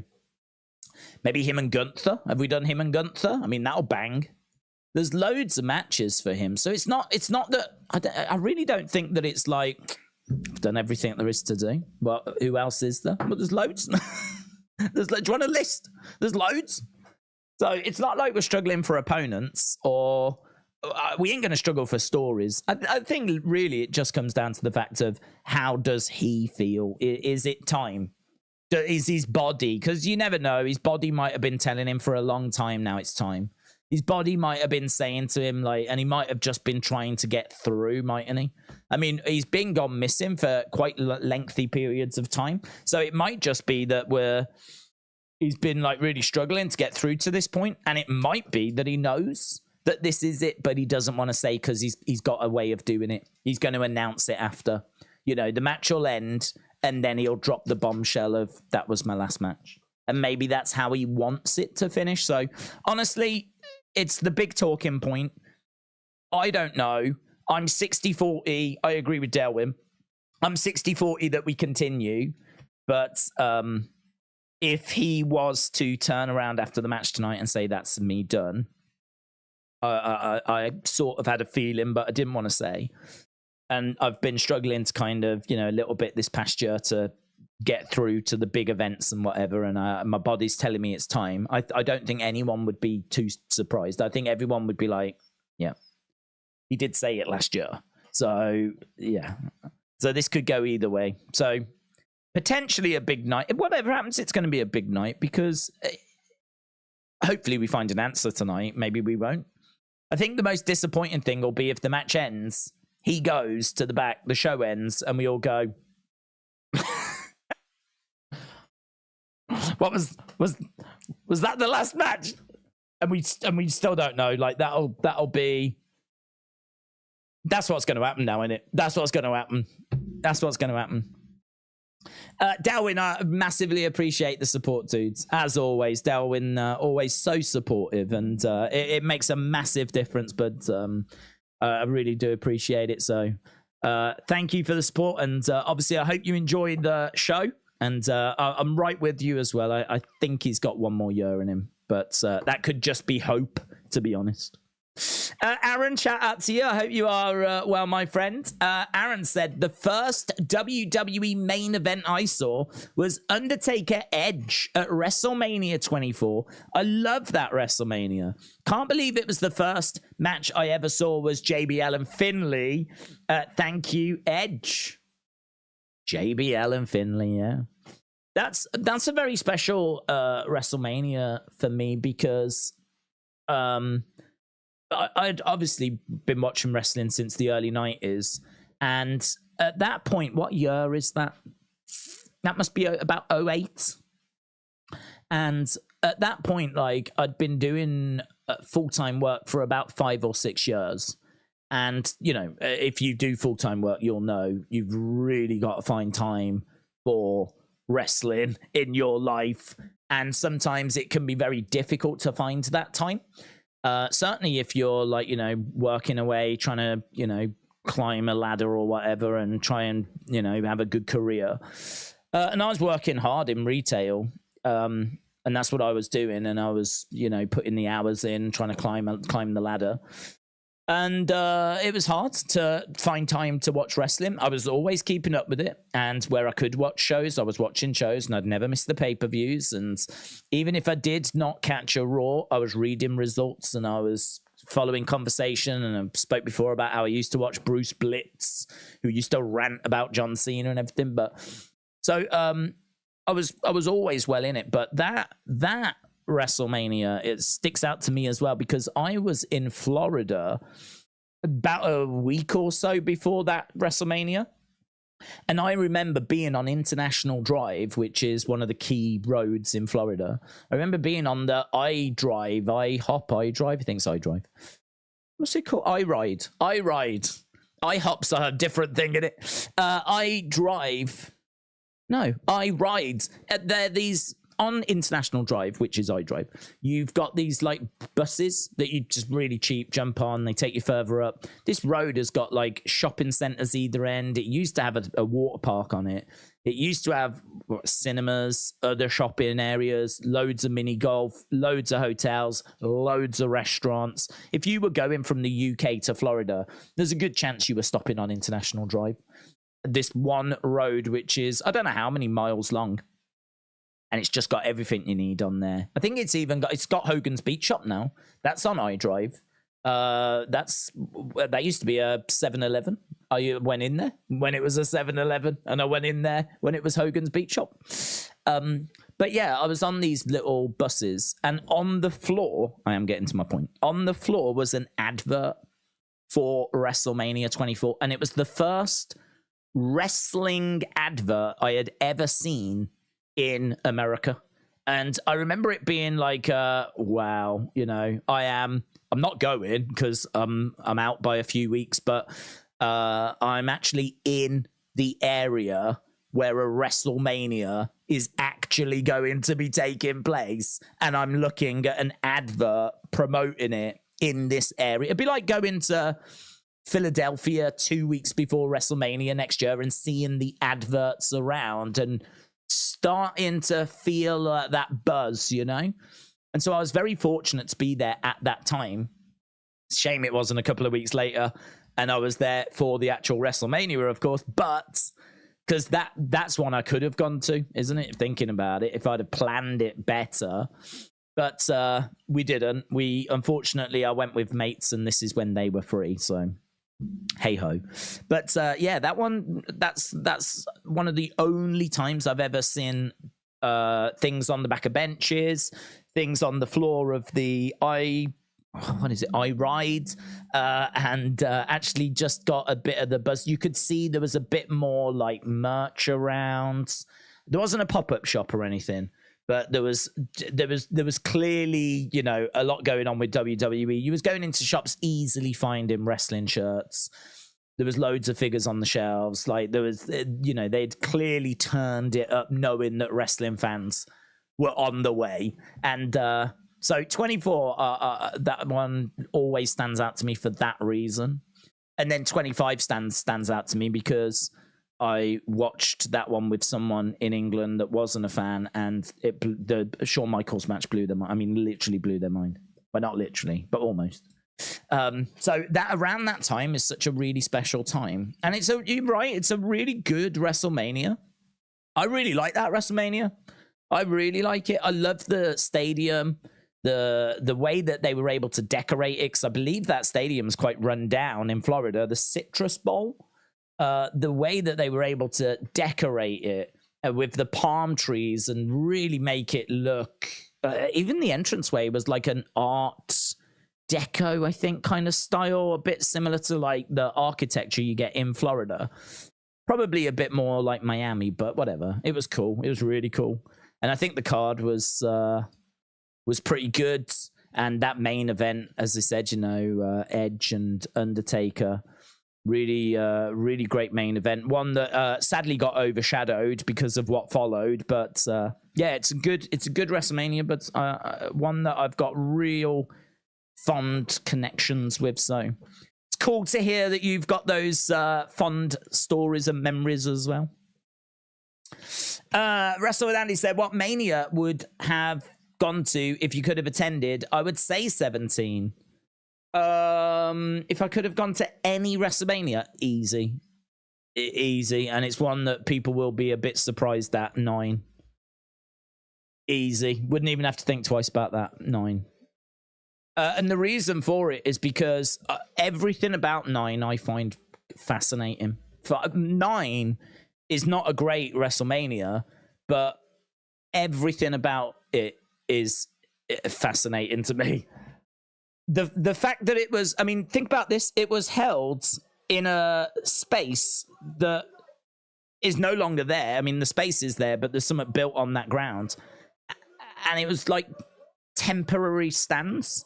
I mean, it wasn't in a stadium or an established arena. It was round the back of Caesar's Palace with a temporary stands. I mean, it's mental. It's mental. The whole thing's mental. And then to raise it to the next level of mental, it's a massive toga party, and it's all like themed, which we've never really done. I mean, we got the Hollywood things, I suppose, but not the same as what we got at 9. Plus, you know, 9 is like the first Mania that I watched as a kid, so crazy nostalgia. So yeah, I mean, if I wanted to enjoy the best show, then you'd say 17 or 19. If you want to go to something super iconic, you might say 3, 1, 3, or 18. Because of Rock Hogan, of course. But I think for like really personal reasons, I would say 9. I don't think you could, if they were to bring out a documentary about WrestleMania 9, I would be over the moon. I'd be absolutely over the moon. They could give me a 2-3 hour documentary just on WrestleMania 9. I'd love it. I'm so intrigued by that show. I can never find out enough about it. It had Bob Backlund on it. Bob Backlund. It had Hogan and Backlund and Bret Hart. And Shawn Michaels. It's such a weird mess up of a show. Right, here's Grayson Waller. Then we're going to turn our attention. We're not going to talk about 1993's WrestleMania. We're going to talk about the Grayson Waller effect. So we know that Edge is coming up tonight, but they're going to make us wait for that. It's time for Grayson Waller. Stop being so nice. It was not rubbish. That match was atrocious, says James. Okay. Fair.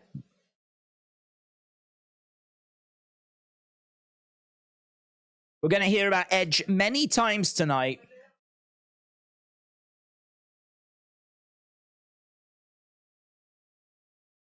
So he brings out Santos Escobar and the new United States champion, Rey Mysterio.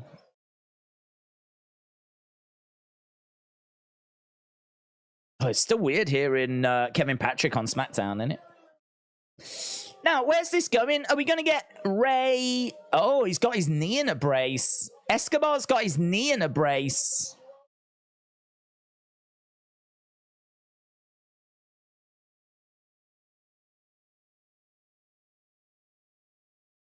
So he's selling the injury. I wonder if it's a real injury. I can't tell if Santos is going to turn on Rey. Rey looks great in a suit, by the way. Rey in a suit. That is sweet, innit? That is sweet. Rey in a suit looks so good. Looks really good. So we got Santos Escobar in a knee brace. Rey in a suit. They're making their way down to the ring. Grayson Waller effect kicking off the show. Obviously, Rey, the new United States champion. Mania 9 had 3 matches end in a DQ or a count out. It was rough, says Rey. Days, your emotional connection gives you enough reason to appreciate WrestleMania 9. Yeah, it was the first WrestleMania. I will happily concede it is not a good WrestleMania. I would never get into an argument to tell anyone it is. It's not. But for me, it's the first WrestleMania I see as a kid. And I think, for example, Hogan winning the title to end WrestleMania 9, a lot of people look at that and they go, oh, of course Hogan got himself in to win the title. Of course he did. And there's a lot of negativity around it. As a kid, and don't forget, kids love everything.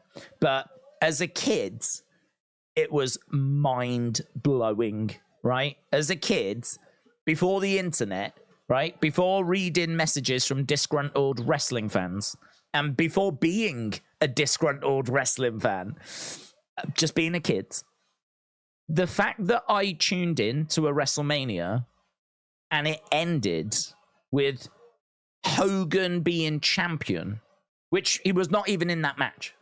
I mean, that was, they gave you something that you wasn't expecting. It was a total surprise. It was heat at the moment. You got Bret, his eyes, and he's like, go for it, and you're like, go for it. Like, I'm not a big Hogan fan, but that kind of spontaneity was so exciting. It was so exciting.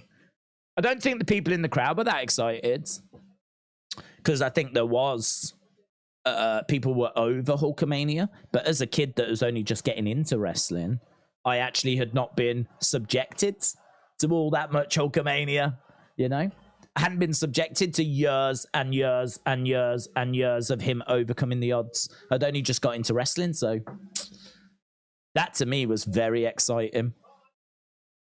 Giant Gonzalez as well. People look at Giant Gonzalez and they're like, oh man, cringe. As a kid. Look at the size of that guy. I think if you're a kid that's just getting into wrestling, WrestleMania 9 is perfectly fine. If you're an adult and you're disillusioned, maybe give it a miss. Right. L. Okay, so he started to do a hand gesture, but he didn't have it worked out. I was going to do it with him. L W O. He honestly, he spent all day on that in the mirror. Right, Grayson Waller.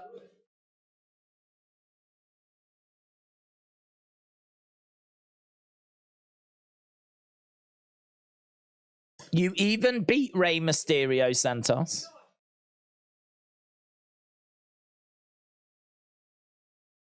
Okay, Grayson talking about Santos's mentor stealing the opportunity away.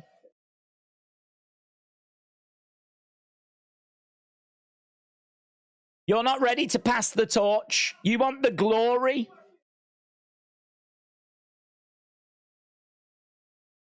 Shut up, says Santos.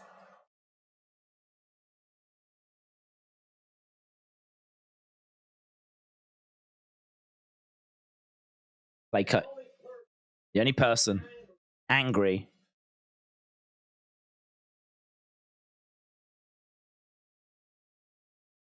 Theory. So he's angry at Theory. Of course he is. It's Theory that wiped him out.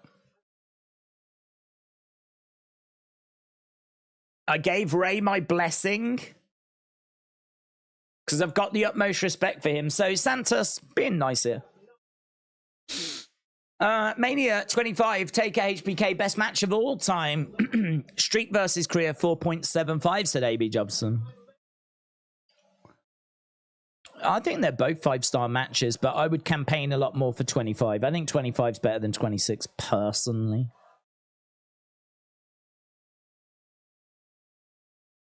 Okay, so nice positive words here by... We're family.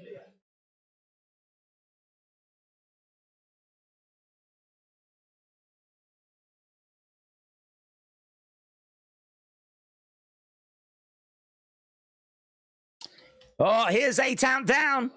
Here's Theory. I think we won't see Jey until the Rumble. He and Cody will be the last two, says Google. Did we see a Mantar reference on SmackDown? Mantar? I hope so, Michael. I hope. I didn't see a Mantar reference personally, but I'm all for his return.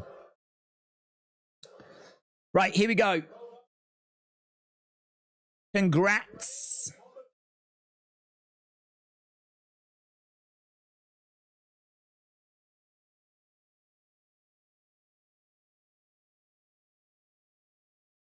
Where's the Father of the Year awards?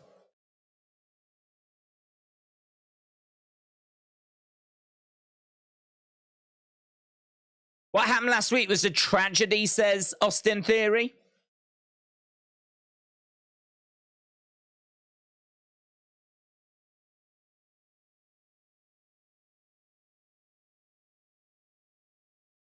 You weren't man enough to step up to the greatest United States champ. So we're starting with Austin Theory here. You weren't supposed to be in that match, he says to Rey.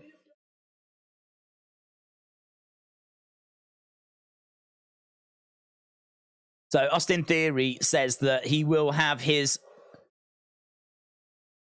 He said Adam Pearce will hand that championship back to him.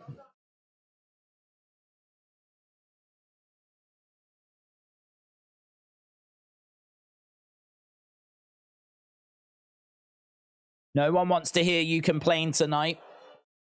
Here's LA Knight.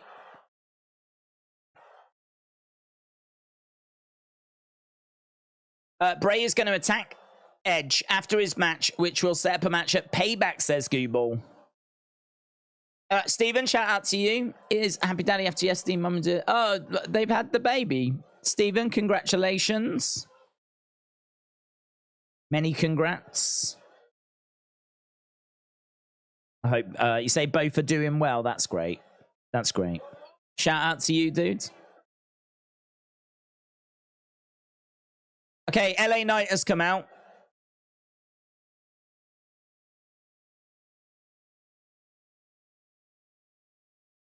Vince's adopted son, said Zoom Station.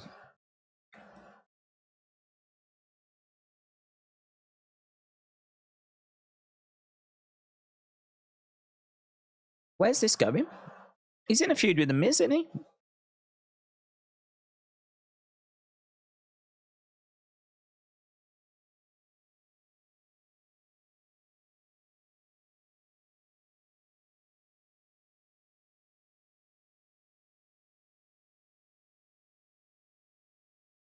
You fumbled the ball. LA Knight's got an idea.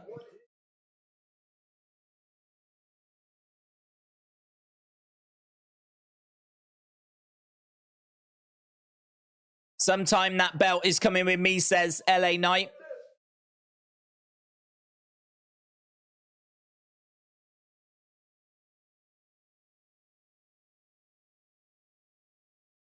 He went through 24 other men.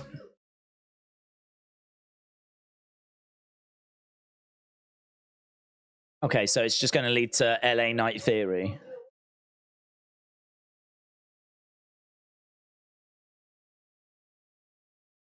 Winner faces Theory?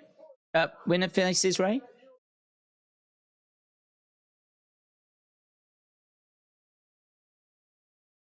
Austin Theory against LA Knight.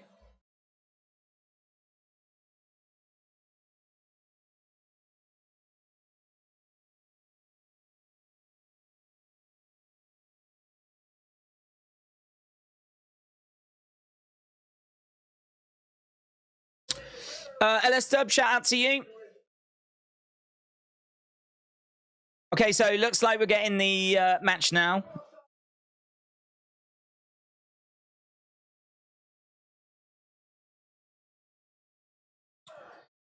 LS Dub, hope you well. Is Jey Uso on SmackDown? No, Jey Uso's left, didn't he?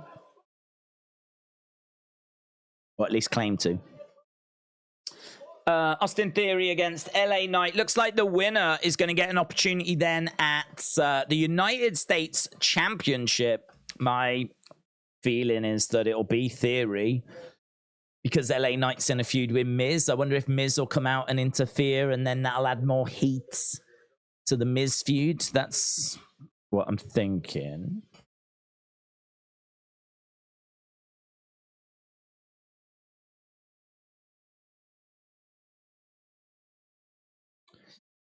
Jay's on vacation now. Oh, I hope he has a lovely time. Oblong said, I guess The Miz is going to come out. I think so. Why is SmackDown not on TV? I don't know. It's on my TV. But as we found out the other week, sometimes there's disruption because of sporting events and certain areas show different things, unfortunately. Is anyone else having trouble with SmackDown? All I'm seeing is a Panthers game. Yeah, we saw this last week. We saw this last week with... Is that football? I don't even know what that is. Whatever sport that is getting in the way. But is Miz on Raw? He is on Raw, but I think that that feud is a feud that they are looking to continue, or at least I think they're looking to continue it. So I'm guessing The Miz is going to get involved here. The Panthers game is on NFL Network, said Mitchell. It is American football. Let's go. Kian said, WrestleMania 33 was a better year of the modern day era. What are your thoughts? WrestleMania 33 was a better year of the modern day era. Well, I mean, WrestleMania 33, I would say, is one of the better modern WrestleManias. Yes, I would agree with that. I was actually underwhelmed by, I really don't like 32. I think 32 is one of the worst recent WrestleManias. Then, of course, you got 36, which, I mean, that's not WWE's fault, but it's funny, isn't it? Because at the time of 36, I remember saying, like, this is history. We're always going to remember this. When are we ever going to see a WrestleMania with no fans? Can you believe it's in the Performance Center? All of that was true. All of that was true. It's just, unfortunately, I don't think it's looked back on that fondly. I certainly don't look back on 36 fondly. I think there's the Boneyard, and some would say the Firefly Funhouse match. I think you got Charlotte Rhea, and really beyond that, I think I'm struggling. So I think 36 is not a great one. I think 32 is not a great one. I think 35 is not a great one because it's too long, and I don't think it was a very good card. I remember like Braun against Shane McMahon, and I don't know, not good. That is the one that's got Kofi Mania though, so I will give it that. But not nowhere near, considering how long it was. Nowhere near enough. Nowhere near enough. And actually, that's the WrestleMania that breaks WrestleMania. That was so long that after that they became 2 days. So I feel like even WWE acknowledged themselves that show was too long, and as a result, things changed after it. So I'd say 35, not great. I'd say 36, not great. I'd say 32, not great. There's lots of love for 31. I've said before, I don't mind it, but I think the wrong people win. A lot of the wrong people win at 31. I love 30. I think 30 is the best of the more recent ones. I think 38 and 39 have both been really strong with some really good offerings. I think, is it the first day of both? People were really excited and like the scores were really high. And then I think the second day has consistently let it down. 37, I think there was, I remember 37 being like 7 and 7-2-5. Here's the Miz. So yeah, I would agree. 33 with, I always remember the Hardys coming back at 33, and that moment, that pop. It's one of the biggest pops in like WrestleMania history was who is getting added to this tag match, and it's the Hardys. It's so good. The main event of that with Roman and Undertaker being so rubbish, but oh god, that finale where we thought Undertaker was retiring, that's amazing.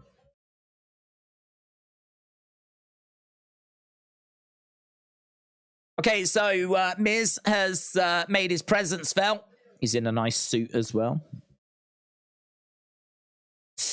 WrestleMania was the first pay-per-view I saw, and at the time it was by far the best show compared to the first 2 WrestleManias. The Hogan-Andre build was insane. It was everywhere, said TBH. I love that.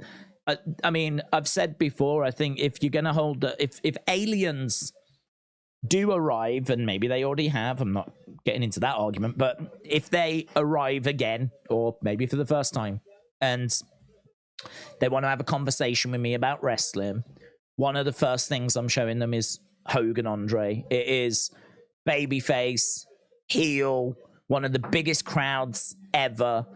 Both have got distinctive looks. You've got Hogan, who's shredded. You've got Andre, who's a giant. I mean, it's ticking all the boxes. It's ticking all the tropes. It's ticking everything in it. I mean, all right, maybe the one box it doesn't tick is that the match isn't a 5-star classic, right? That's one box that definitely doesn't get ticked. But I think just like the spectacle of it is more than enough.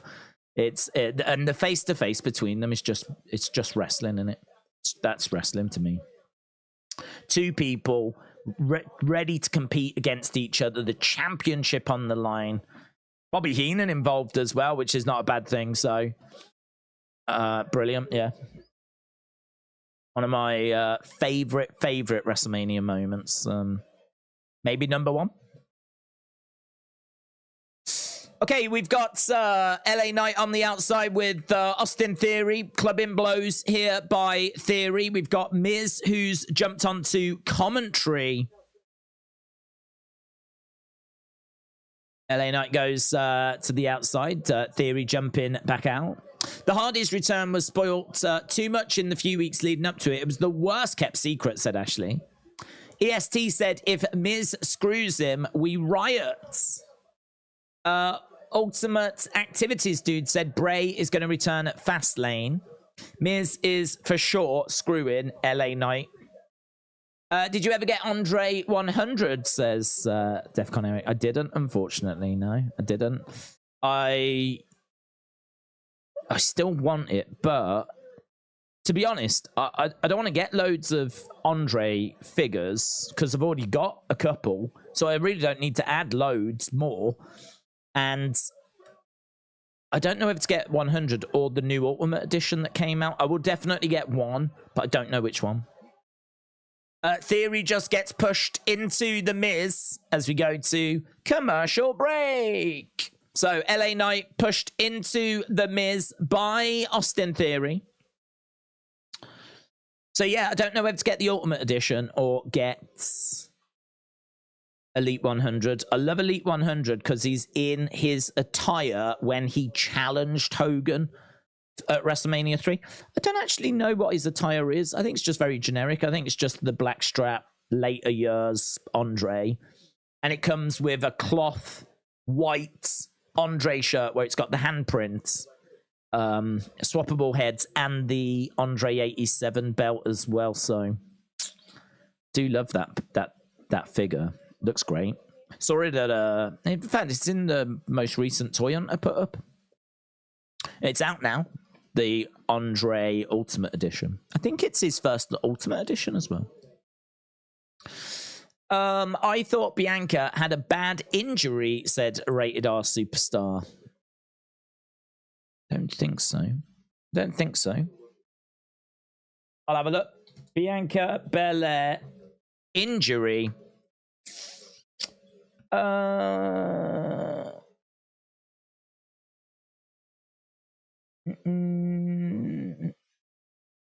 Stone developments, intrigue. The one at SummerSlam was a work. So that one was not a real injury. She was just, well, she was making out she was injured. Her character, I think, was injured, but she wasn't actually injured. And I don't think there's been anything since.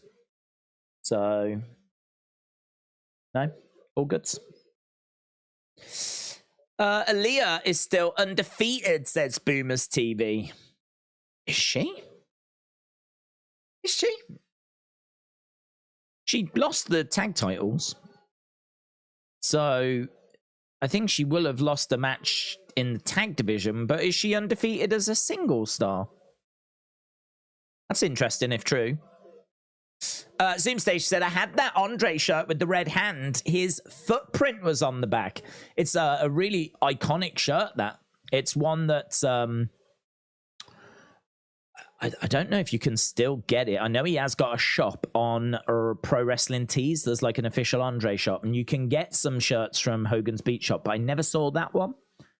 But yeah, it's quite an iconic shirt, which is why they've put it in there. So, I mean, if you've still got that, I mean, old wrestling shirts, do you know, that's funny, actually. Old wrestling shirts go for serious bang now.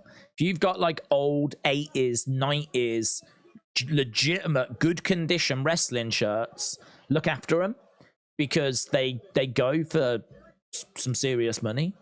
People love that retro.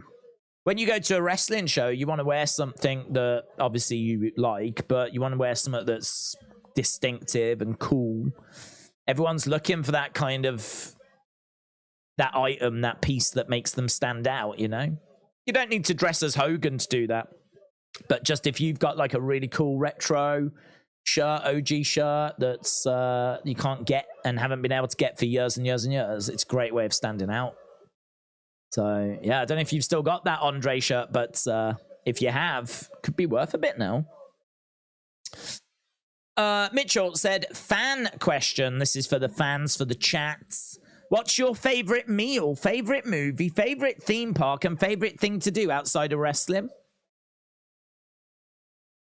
Might have asked a bit too much there. But we'll see what people respond with. Favorite meal, favorite movie, favorite theme park, favorite thing to do outside of wrestling. His theory goes for a drop kick. Gets planted by LA Knight.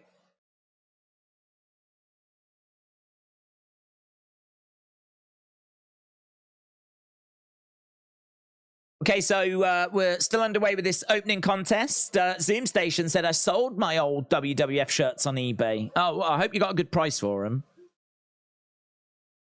If you got a good price from them, fair enough. What are your thoughts on Theory losing to Ray after beating Cena at Mania? There was no reason for Ray to beat Theory. What about you, says Evan? Not crazy about it. It was a surprise, and I think, I mean, I'm not going to say much yet because I don't think we've seen it play out. I get the feeling the reason why you would do it is because of what comes next. It's not really about Ray. It's about what comes next.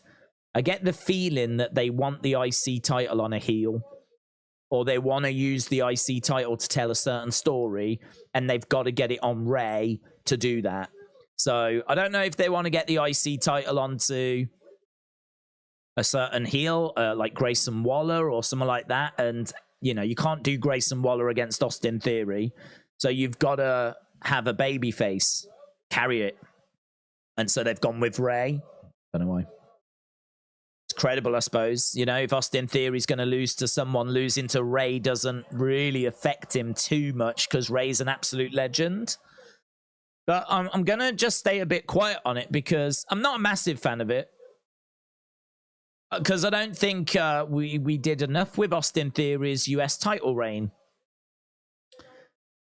I think he needed some killer feuds. He's got LA Knight on his shoulders. LA Knight reversal. Theory against the ropes. LA Knight planting Theory. But I'm waiting to see what comes next. So let's see in about... Oh, Miz trying to get involved. Miz jumps up. Distracts LA Knight. LA Knight distracted. Here's Theory. Oof. DDT by LA Knight, though.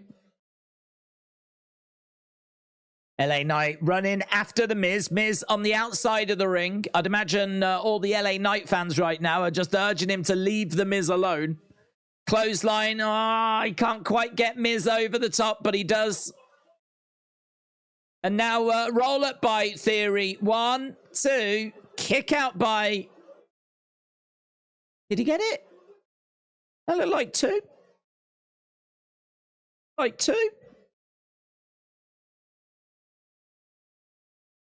Smile on the face of LA Knight. He knows he's just been, like, screwed over. Can I have a look at this pin again? 1. Yeah, it is 3. The first one you couldn't see. It was just off camera. So when he counts the 1, you can't actually see the 1 very well. And so it looks like it's just a 2, but it is a 3. So there we go. As I'm sure was expected by the millions and millions, Miz interferes and costs LA Knight.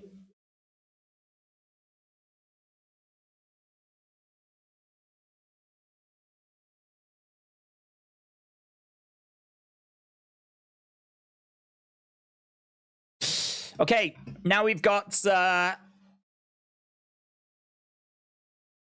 25-year celebration for Edge. Here's John Cena. Congrats.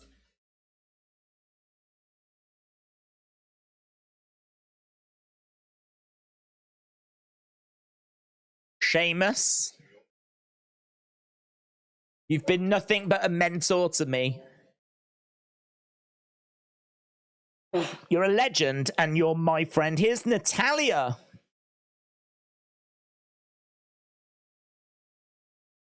You are true family. Here's the Miz.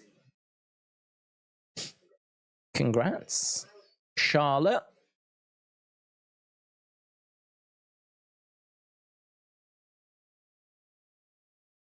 A cool image of a young Charlotte. Watching Edge against Ric Flair. Here's Sami Zayn.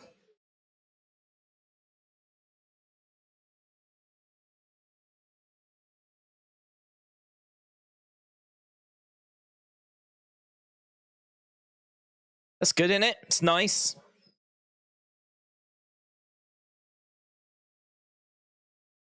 Cena says, put simply, thank you, Edge.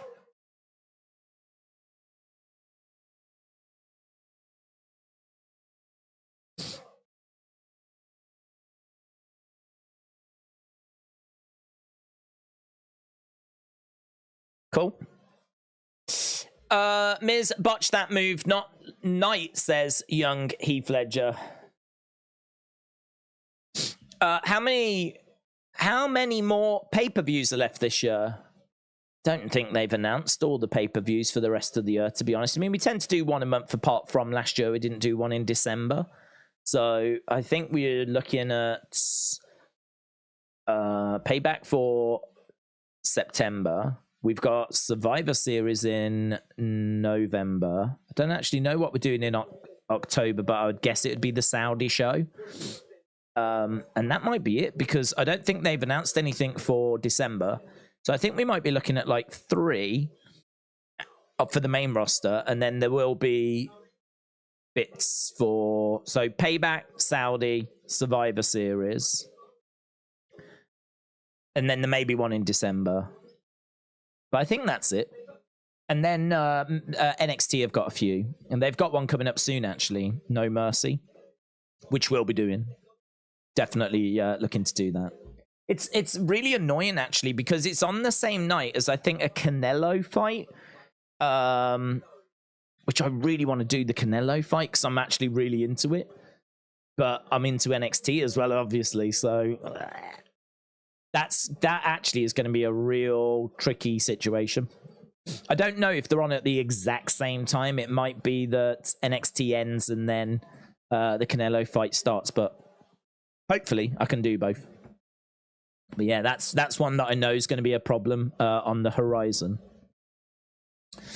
My favorite Mania moments are WrestleMania 30, the crowd reaction to Brock beating the streak, and WrestleMania 31, Rollins cashes in, says Ezra. Great moments. Yep, I agree.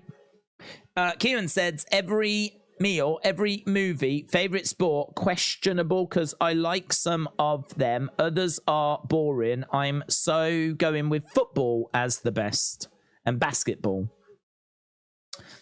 I'm gonna hang out. I tried using the TV app and the VPN, everything, and I'm still getting a Panthers game, said Jax. I don't know.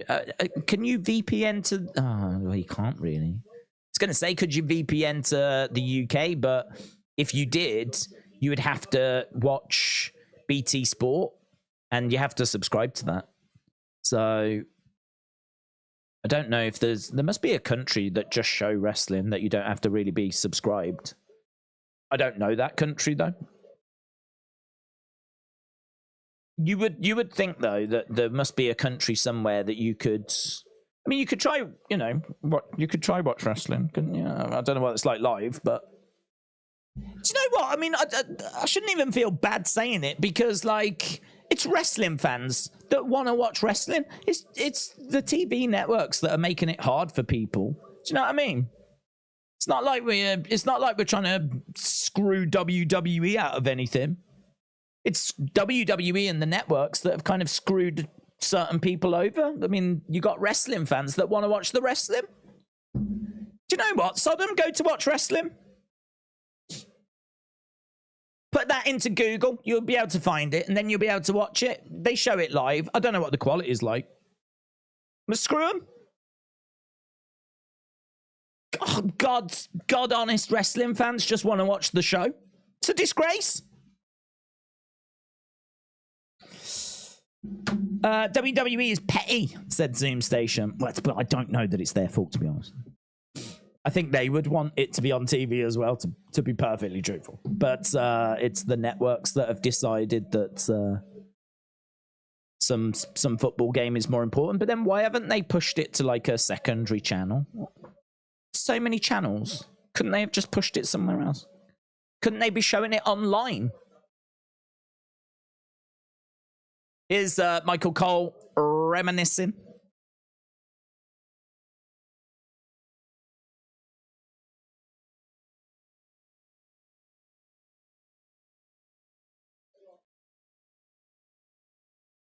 What are we doing now? Another...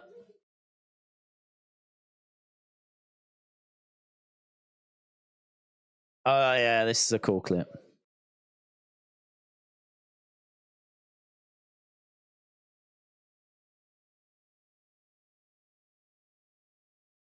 You've got to get some experience. Never say never. It could happen.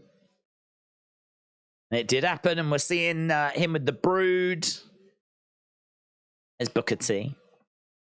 It's cool footage in it of him with Brett asking, "How can I get into the business?" I think, you know, if you've watched wrestling for a while, you will have seen that clip before. That spear, man. That spear. There's so much that can go wrong with that flipping. Oh, man. The 5-second pose, that was super over as well. The various dressing up that they did. I mean, he's won it all, man. A kazoo.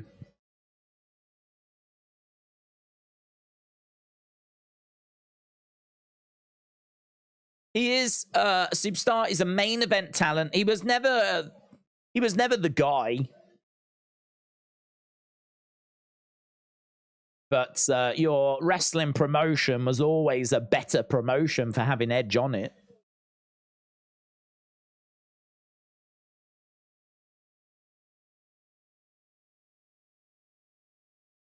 I think the thing with Edge is, you know, he is a genuine bona fide fan who was in the crowd at WrestleMania 6. Obviously, they show that clip of him talking to Brett. He was a fan. He's one of us who has chased his dream and realized his dream. I think he is someone that has given absolutely everything.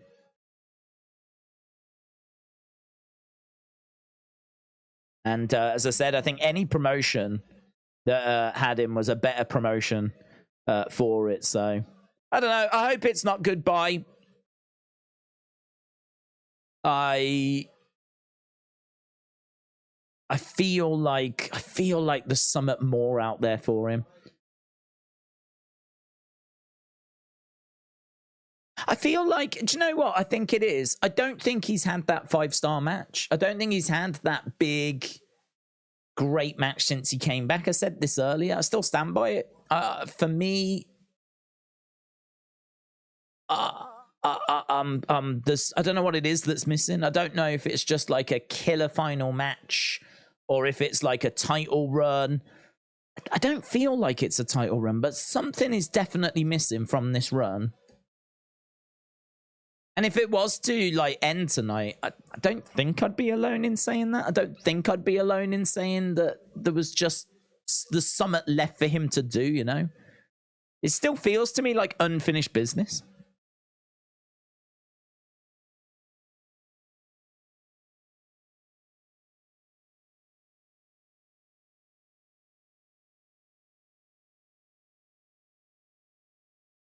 So we're just seeing some great pictures of the past.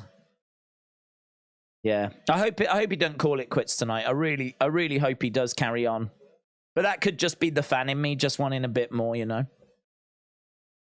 Amazing career, amazing guy. Lots of thank you Edge signs and thank you Edge chants and great imagery. And that match with Sheamus coming up tonight. Will it be his final match? We don't know. He said that he doesn't know. I hope we get an answer. I would love for us to get an answer tonight where he gets on the mic. If that match ends and he gets the microphone, the whole wrestling world is going to be like on the edge of their seats to see what he's got to say. And if he turns around and says, I got a bit more left. Oh my God, that'll be so good. Here's Bailey. Someone's coming back tonight. Randy, perhaps, said Christopher. Attacking Edge, leading to a match at Payback. Well, there's thoughts that that could happen, and it could be Bray.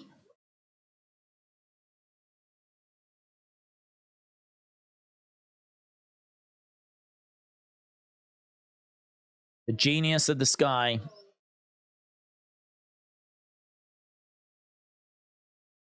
The genius of the sky, the one and only EO Sky. Doesn't work quite as well, does it? The genius of the sky, Io Shirai. The genius of the sky, Io Sky.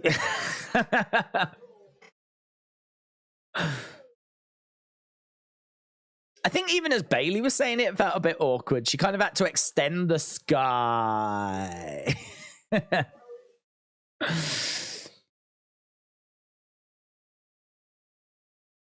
We need a new rhyme.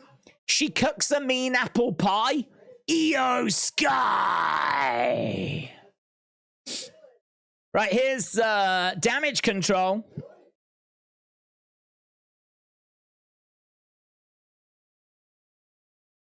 She's on Tinder and she's not shy. Io Sky. I got a question for everyone. How many cups of coffee a day is too many cups of coffee? 32. 32 is definitely too many cups of coffee. It was fun to see Cash in person. I knew it was coming after Bianca was hurt, says Eric. What if Bray attacks Edge at the end of the show, said Chris. I don't think it's happening. If I was a betting man and I had like £10 spare and I was like, which way are you going? I'd say no. But it's also one that could happen. It's realistic. It could happen. I like the idea of him saying, guys, and about to talk, and then boom, lights going out, you know. I don't mind that at all.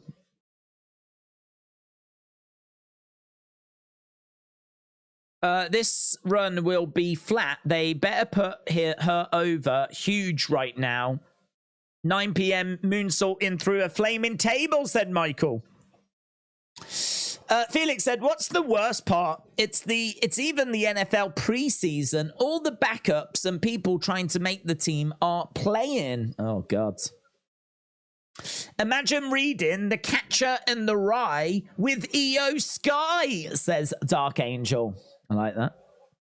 I once dated two them BK chicks. What's a BK chick? Burger King. Burger King chick. Went out with a couple of them Burger King girls, did you? Tom said, I hope Randy Orton returns. When I first started getting into wrestling about 8-9 years ago, I never really liked Randy. I was always a John Cena guy, and I didn't like heels, but now I miss him a lot. Yeah. I mean, wow. You want to talk about Edge's career? Well, look at Randy's career. I mean, Randy for me is that next level up from not much, but just that next level up from an Edge. I think Randy was given the ball more times. In all fairness, Edge does have 7 years of his career missing, so you know, maybe it's that. But as a result, you know, Randy's obviously achieved a lot, and yeah. I don't know. The rumors were the doctors said that maybe. Well, they've said to Big E maybe Big E shouldn't come back, but I've heard as well that there's doubt that Randy is going to be able to return from his injury as well. So I genuinely don't think Randy's in a great place. And I think the conversation about is he going to come back, I think that's a conversation that can be had with Randy as well, unfortunately. It's been a long time. His injury was, or when he finally went for, like, you know, I have to have this surgery, was last May. I mean, we're, sneaking towards the end of August now. End of the Bloodline tonight on SmackDown. What's this? What's going on?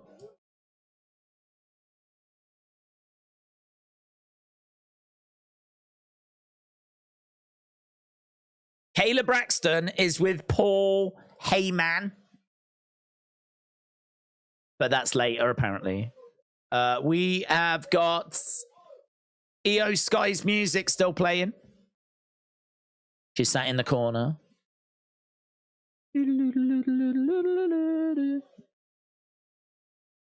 EO Sky. EO Sky. Okay, here's Bianca Belair. So I think it's Io and Bailey versus Bianca. Is it Bianca and Charlotte?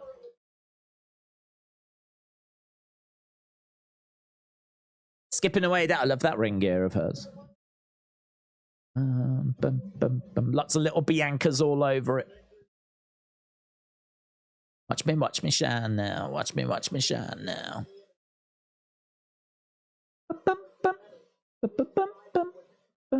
I still love her music, man. I still love her music. She's got great music. And it is Charlotte. Coach Co says, Merry Christmas, where the treetops glisten and children listen to hear sleigh bells on the snow. Oh. Merry Christmas. Hope you have a good one, Coach Co. Mitchell said, that was supposed to say fun question. It was for you. Ah. Well, it didn't. It didn't. It said fan question for the fans. My hands are tied. My hands are tied, but here's Charlotte making her way down to the ring. Pyro going off. 50 minutes. And don't know. Is it unfair to say that this show has been a bit filler? I mean, we did an LA Knight against Austin Theory match, which I'm pretty sure we all knew that LA Knight weren't going to win because of Miz interfering. And, you know, we called it straight away. So that sort of feels like we've just killed a bit of time. Like, we've got LA Knight on the show for people that want to see LA Knight. But it ain't really done much other than just, you know, caused a bit more heat between Miz and LA Knight. I don't know. It's not really been anything seismic, has there, so far? And then really, other than that, we've just been doing like tributes to Edge. Now we've got Bianca and Charlotte against Io and Bailey, which means by the time we're done with this first hour, it's been all right. It's been all right, but it's not been essential viewing.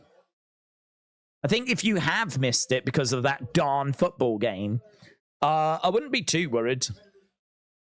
I wouldn't be too sad. I wouldn't be too glum.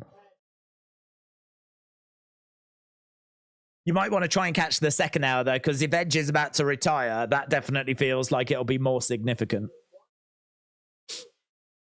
Or even if Edge is about to say that he's going to stay, that feels like it'll be significant as well. Keep Up There by Bianca. Is there anywhere I can watch this other than on cable and network? Could try watch wrestling, but that's it. It's not on the network. Well, it depends what country you're in. I did get told one country was showing it on the network. I think it's like China or something. Bianca charging over, spearing Bailey into the corner. Coach Co said, chestnuts roasting on an open fire. Jack Frost nipping at your nose. Yuletide carols being sung by a choir. And folks dressed up like Eskimos. Are those the words? I didn't know those were the words. Chestnuts roasting on an open fire. Jack Frost nipping at your nose. I've never studied the lyrics to that. Yuletide carols being sung by a choir. Oh, that's the lyrics. Don't even know what the song is. It's not White Christmas. Is it just called Chestnuts Roasting on an Open Fire? Chestnuts roasting on an open fire. That's what I can hear in my head. It's proper crooner stuff, innit? Feel like Sammy Davis Jr.'s doing it, or Dean Martin, or one of those. The kind of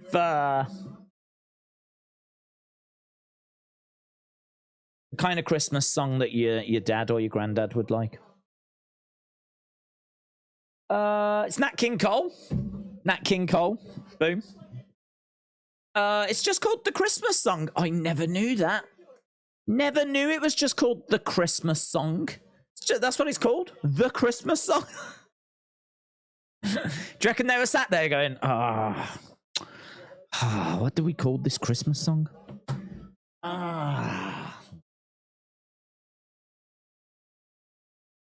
300 days they agonized over what they should call it. And then eventually they got too close to Christmas and they were like, just call it the Christmas song. Just call it the Christmas song. Right, we're going to commercial break. The Christmas song is a classic Christmas song written in 1945. Imagine if it was about Halloween. 1945, and it's called the Christmas song. Apparently sung Nat King Cole is the most famous person that did it. I would know it as chestnuts roasting on an open fire. If you'd have told me that was the title, I'd be like, yep, I know that song. If someone honestly, if someone said, do you know the Christmas song? I'd be like, what's that? The Christmas song is such a bland title. It makes me feel like a YouTuber came up with it. You know, like Baby Shark, something like that. Gangnam Style. Like, if someone went, oh, have you heard the Christmas song? It sounds like... Who are those YouTubers that keep getting Christmas #1, that keep singing about sausage rolls here in the UK? It sounds like some of they might have come... Lad Baby. If you told me that Lad Baby had a song out this year called The Christmas Song, I'd be like, yeah, makes sense. Makes sense. Probably will. Probably will have a Christmas song out this year.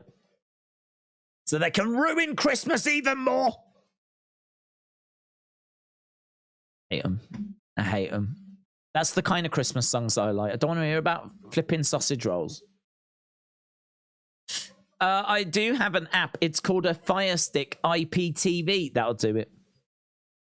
Days, how excited are you for tomorrow? Said Felix. Listen, I'm excited for every tomorrow because tomorrow is another day that we can maximize. Every day is a gift. Every day is a gift. I'm excited every day. Steven said, do you remember the time Edge beat up a laptop on Raw and called the GM a spineless coward? That was the anonymous GM, wasn't he? Yeah, man, he's had a lot of good memories with Edge. We were chatting about some just before we started.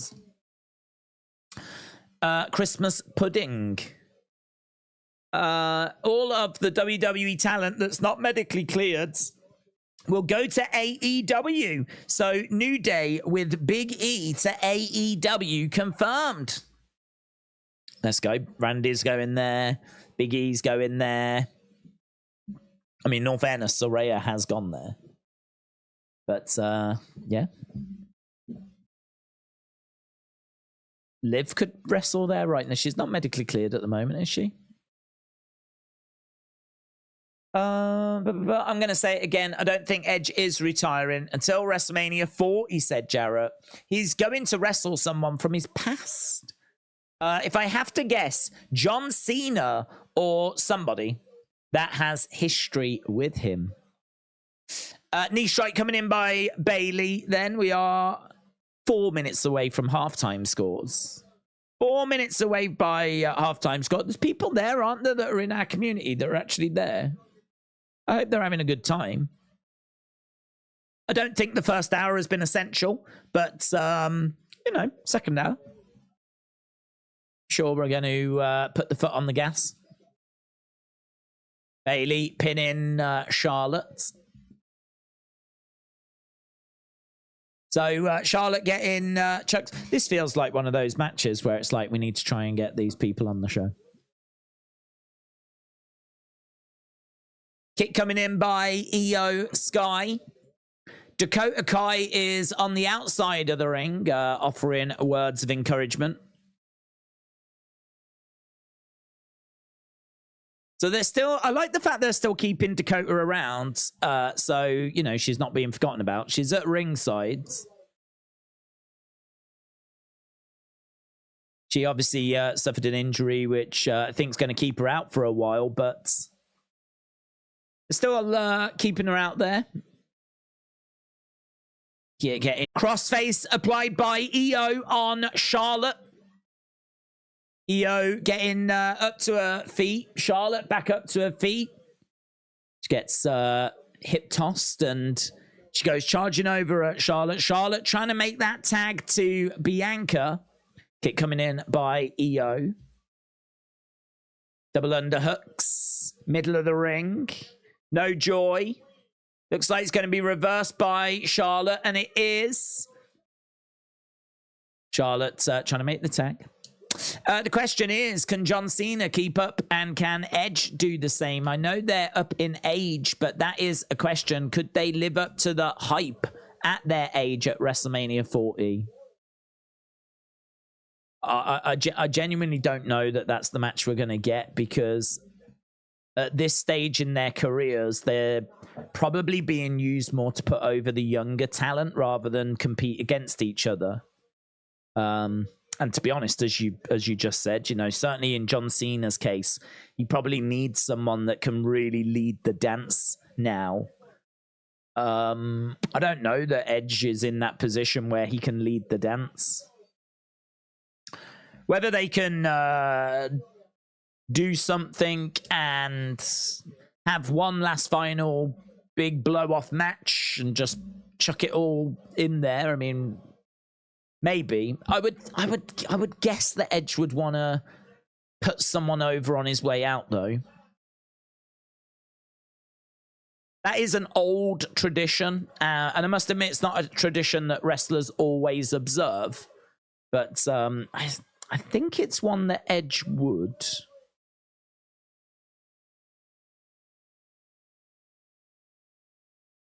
Suplex there by Bianca. Kip up by Bianca as well. So Bianca is tagged in. She charges over at EO. Collides into EO. Bianca throwing in some shots. About counting along. EO isn't ready to be women's champion, said Gooball. Triple H needs to take the title off of her. Chris said the mic keeps cutting out, does it? Why would the mic be cutting out? Well, it shouldn't be. I mean, I've moved it away just a touch in case it was clipping, but it shouldn't be clipping. Kojiko said it's a Halloween Christmas, a magical delight where witches ride on sleighs and bats take flights. Gather round the cauldron while bells softly chime in this haunted winterland. It's holiday time. I have never heard that song before.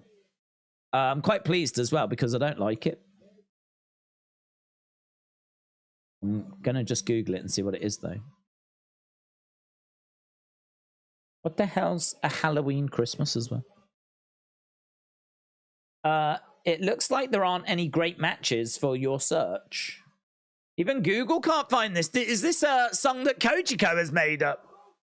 Oh, no, and I bad-mouthed it. I bad-mouthed it.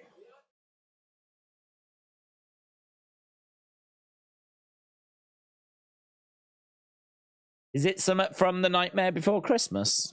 Because I've never seen that film. It's never appealed.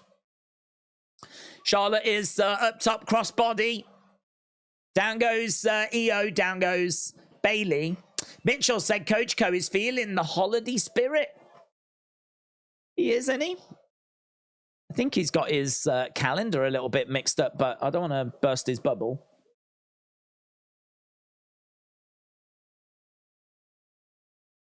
Charlotte has got Bailey. She's going to hurl Bailey across the ring.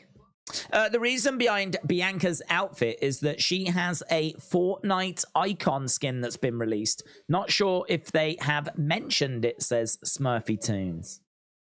Is that the skin, is it? It's in that ring gear.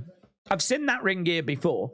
I think they did a figure of it, but I don't feel like I've seen it in a while, so I believe you that she's wearing it for that reason. Charlotte gets pushed to the outsides. So yeah, Coach Co, I obviously appreciate the support, dude. I'm glad that you're feeling in a very Christmas spirit. Hopefully you can maintain that for about another 4 months. It'll soon be around, don't worry. We'll soon get there. Ed said Logan's podcast, Edge said Logan's podcast, I would never do that to Undertaker. He said the streak is more precious than anything in WWE. Tag, in comes EO.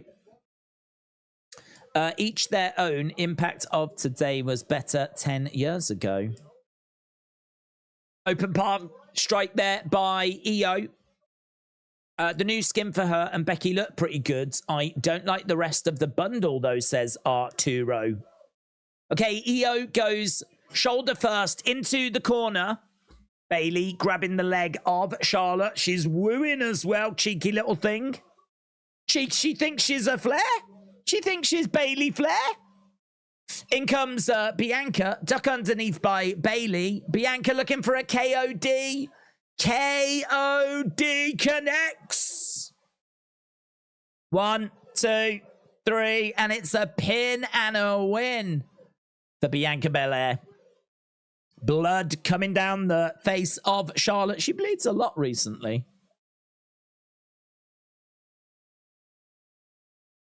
Jessica Carr just having a word there with Charlotte. I think just checking that she's all right. Charlotte and Bianca both stand in the middle of the ring there. Hands raised. EO charging into that ring post. That's that took her out of the equation, and then it meant that Bianca could go to work on Bailey, pick up the win. There was a girl in the crowds who was applauding, but she wasn't really applauding. She had one finger, and she was doing that. She seemed to be into it. Like, she was, like, smiling and everything, but it just seemed like she couldn't be bothered to actually clap. She wasn't into it to the point where she wanted to actually clap. How lazy have you got to be to just do a one-finger clap? I can't even get it to make any sort of significant noise as well.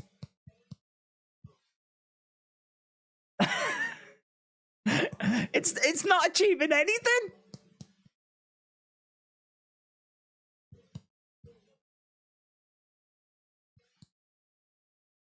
Why would you do a one-finger clap?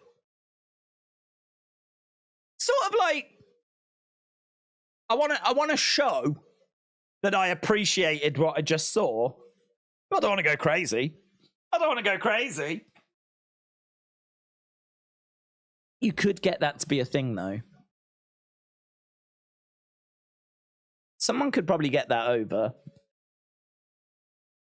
Don't get it. And she was smiling in it. She weren't like just sat there like, if it was one of them, you know, where you're like not impressed and you just, I could understand it. But she was standing and she was like, oh, perhaps she lost her other fingers in an accident. Oh, I didn't think about that. What if she was involved in the Great Compass accident of like 2022 or something? Do you remember at school when you used to put your fingers out and you'd get the compass and you'd be like, what if she like wiped out 3 of her fingers by doing that? Bang, bang, bang. That's all she can do now. That's all she can do. That was always risky, man. Bang, bang, bang, bang, bang, bang, bang. Did you ever do that at school? Spread your fingers out wide. Don't do it if you're a kid. Don't do it. The world's gone health and safety crazy, man. Don't do it. But when I was a kid, used to spread your fingers out wide, get your compass, go really quickly in between the fingers. I mean, I feel like there probably was a skill to it, but it was absolute just chance. It was absolute just...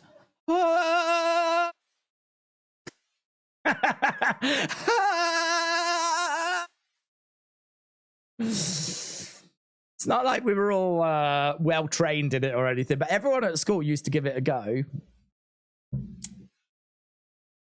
What is the sound of one hand clapping? That I've never understood that question. What's the sound of one hand clapping? What is that?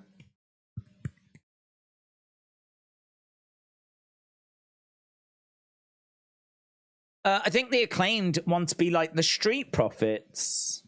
Well, it is the Street Profits next. Need to do my notes.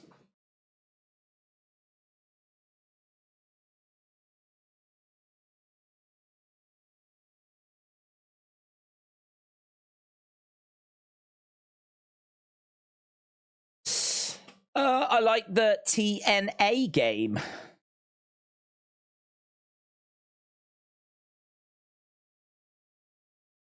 Did you hear about Cash Wheeler getting arrested? Yeah, we spoke about it.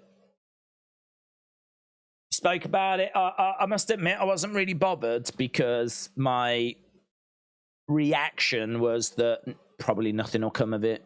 It won't mean anything. But then I think it was Mitchell that said if he gets convicted, it can be up to 5 years.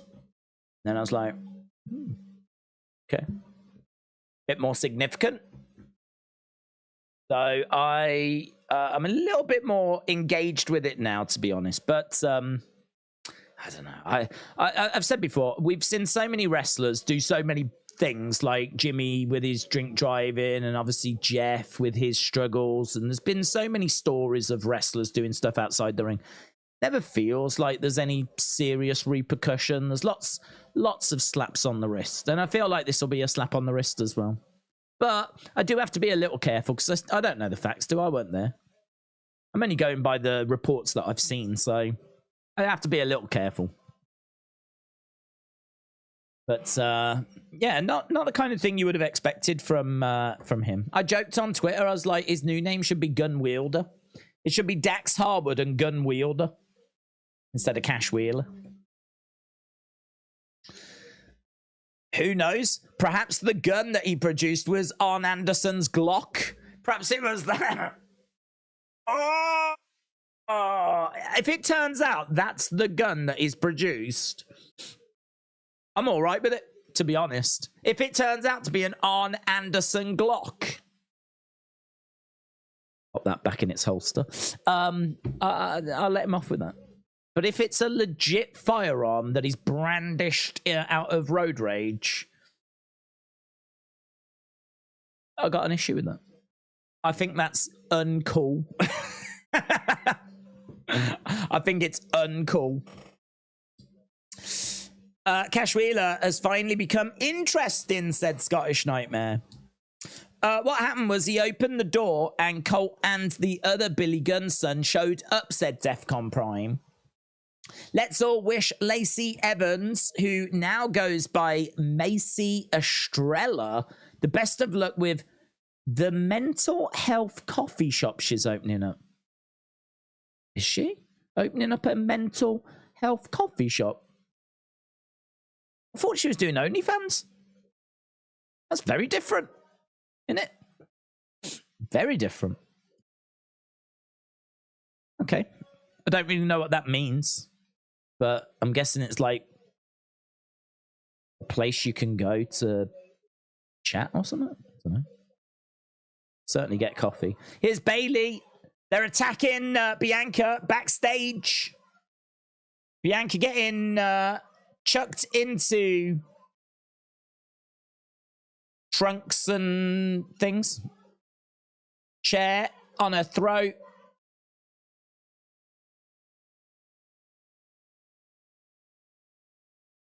Dakota laughing. Dakota's loving it. Oh! They put one chair over Bianca's leg. They smacked it with another. Concertoed her leg.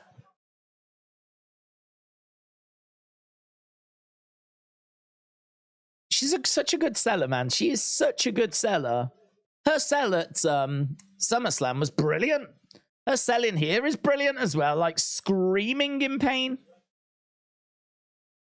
Really good.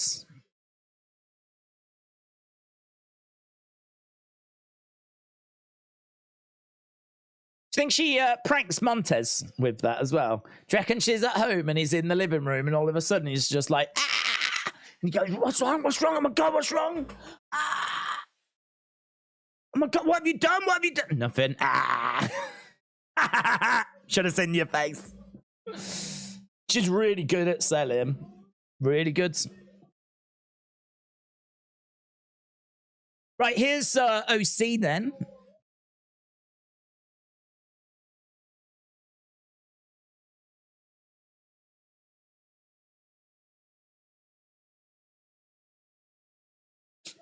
All-time gate records.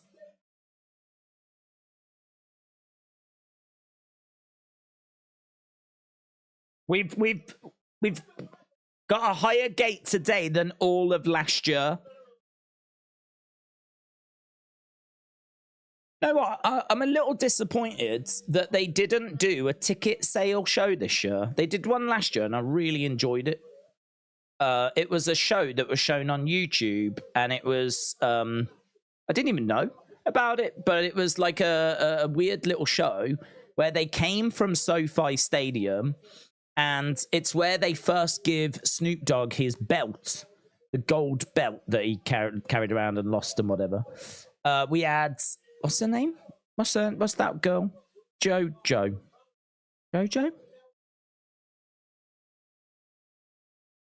Yeah, Jojo Siwa. That girl. That's her name, innit? She was on Ms. TV, right?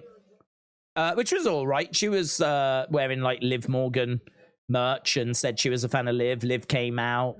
They got into a little back and forth with the Miz. It was all right. Then we actually got some matches as well. I think we got Los Lotharios against Street Profits, and we got Raquel Rodriguez against Nikki Cross. There was another Austin Theory was in action. Austin Theory was in action against maybe Ricochet. There was 3 matches, some celebrity segments. And it was all just a little show that was just tucked away. I love those little things, these little secret things. I love them. I've said before, it reminds me of when they did the Body Slam Challenge in '93. That wasn't, to my knowledge, that wasn't a show. It was a live event where you could go along and see if someone could slam Yokozuna. But they'd recorded it, and you can see the bulk of it. Of people trying to slam Yoko and then Lex Luger finally doing it. I love these little quirky things. You know, it's not Raw, it's not SmackDown, it's not NXT, it's not a pay-per-view. It's just this. Do you remember the Superstar Spectacular, or whatever it was called? The Indian show. That wasn't a pay-per-view. That wasn't Raw. That wasn't SmackDown. That was just this mental Indian card that I think got shown on the network. Love those quirky little shows, man. They did one for the WrestleMania ticket launch last year, but they ain't done one this year. Unless I missed it, but I don't think I missed it. Hate them. James said, any Philly folks get ticks? I'll be there both days. Let's go, James. Shout out to you, dudes.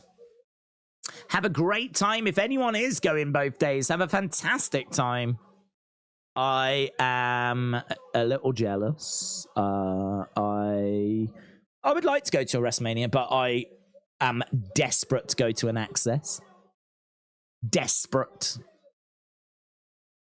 It's something I will definitely do. I will definitely go to an Access before I leave this world. Street Profits 1, 2, 3. It's a win for the streety peas. Dawkins ring gear looks stupid. Not a fan of it. It looks very similar to what he's wore before. I think I would have thought they would have changed it, to be honest. It has changed. I've never seen him wear this ring gear before, but I don't rate it. I like the black.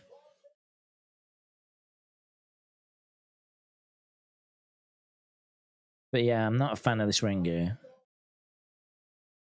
It looks Bianca made, actually, but I'm not blaming her. I think she might have made it, but whoever's designed it, I think... No, we could do better. Here's Bibs. Here's Bibbidi Bibs. Here's Bibbidi Bobs.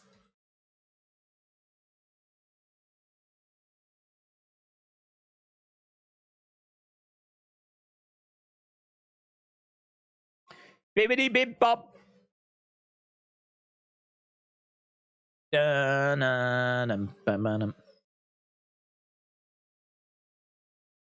This trio is money waiting to be made.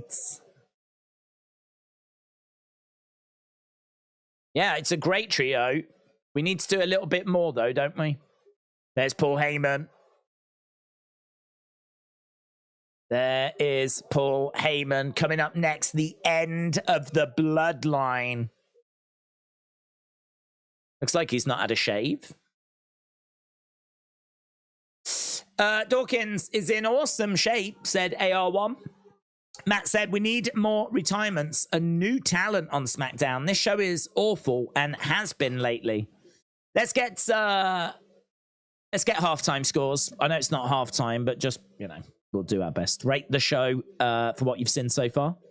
Halftime scores, everybody. It's the halftime scores. I really want to know your halftime scores. Put it in the chat. Halftime scores, everybody. It's the halftime scores. Are you happy? It's the halftime scores. Are you happy or you sad?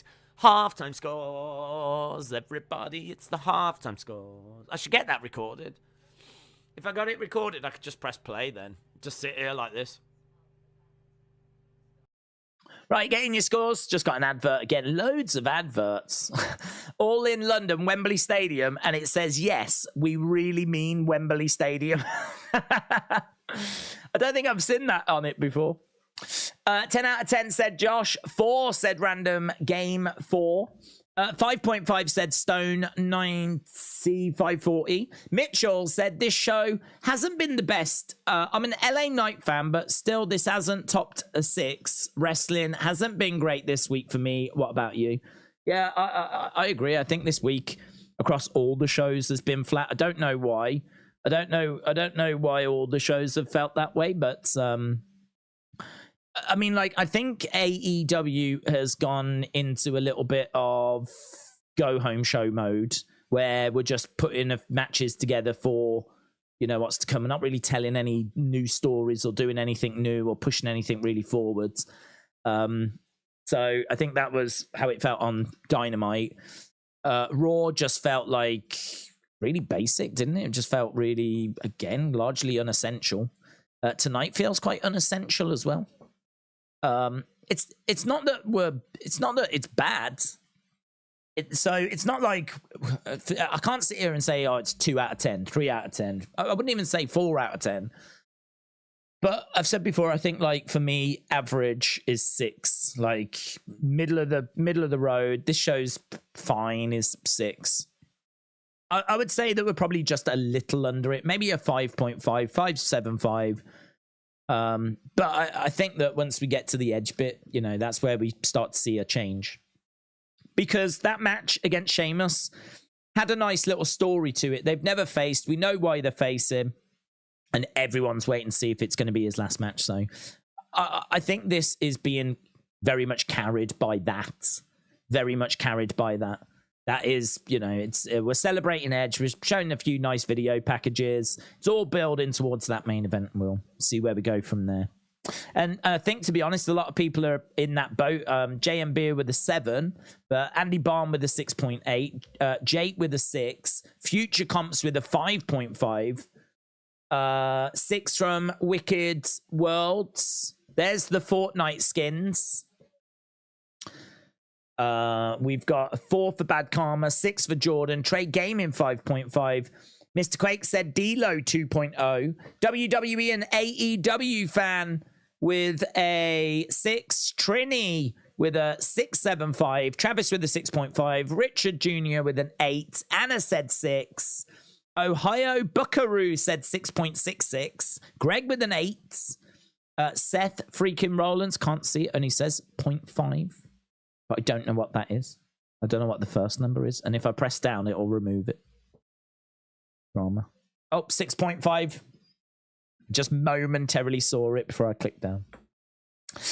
Foreskins. Yes, you can now get a Bianca Belair foreskin, apparently, and a Becky Lynch foreskin as well.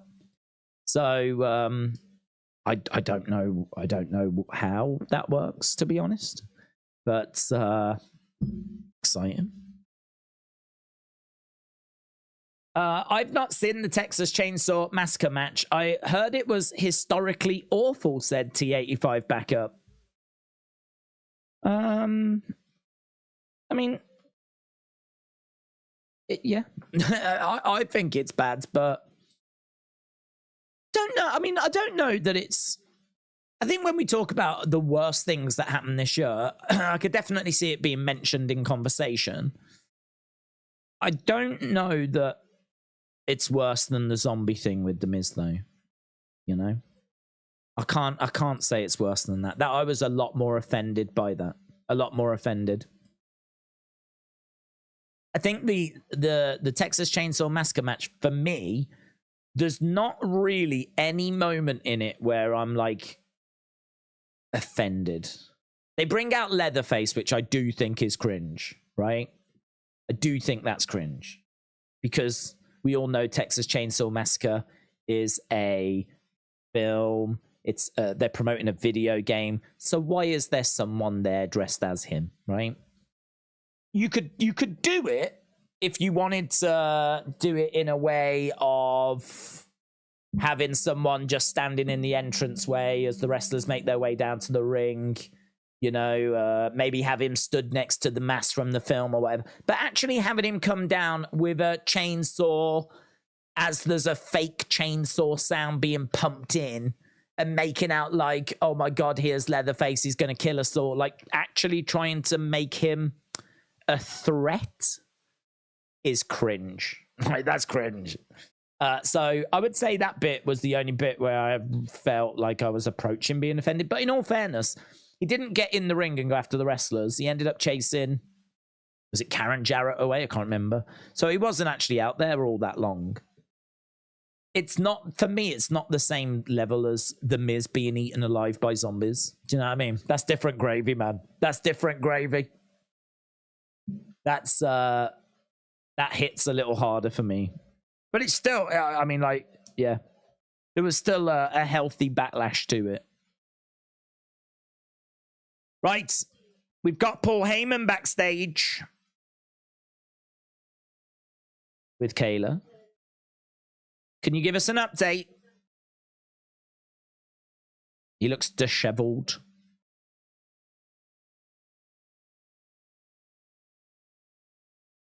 Can you tell us the headspace of Roman? No.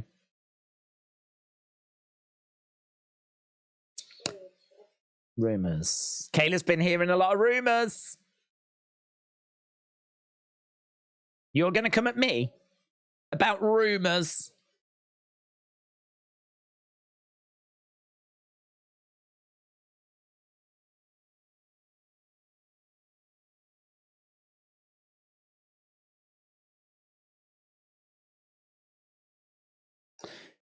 So he's talking about Jey Uso quitting the bloodline.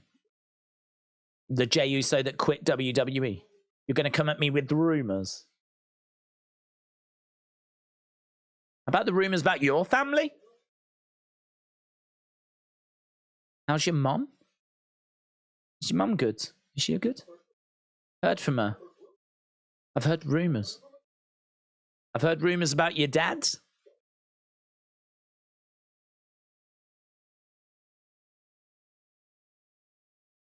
I've heard rumors about your cousins. Oh my God, what's going on with Kayla's family? Is that going to be the next story? We're going to wrap up with Bloodline. We're going to move on to the Braxton. You don't want to even ask me about Edge?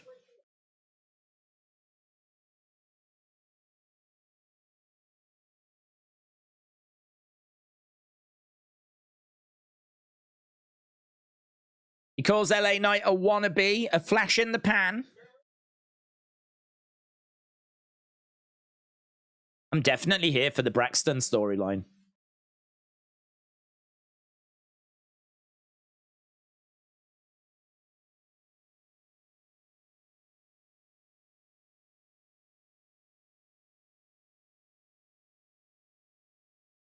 goes on his phone.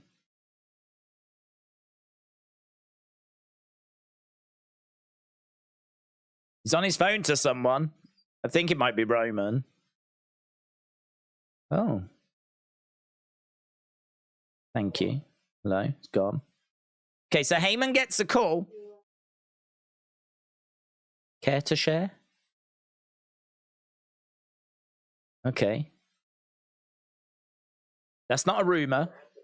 That's a fact. A spoiler.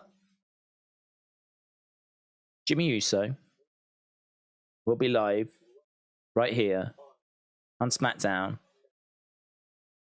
Jimmy Uso live on SmackDown next week.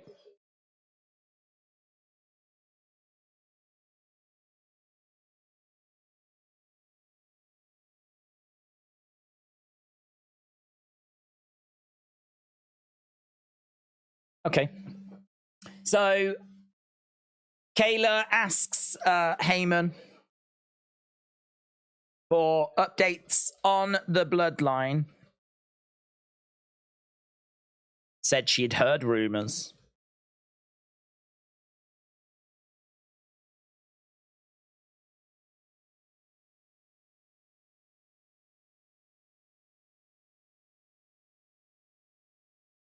And Heyman said he had heard rumors about Kayla. Then he gets a phone call, and apparently we find out Jimmy will be on the show next week.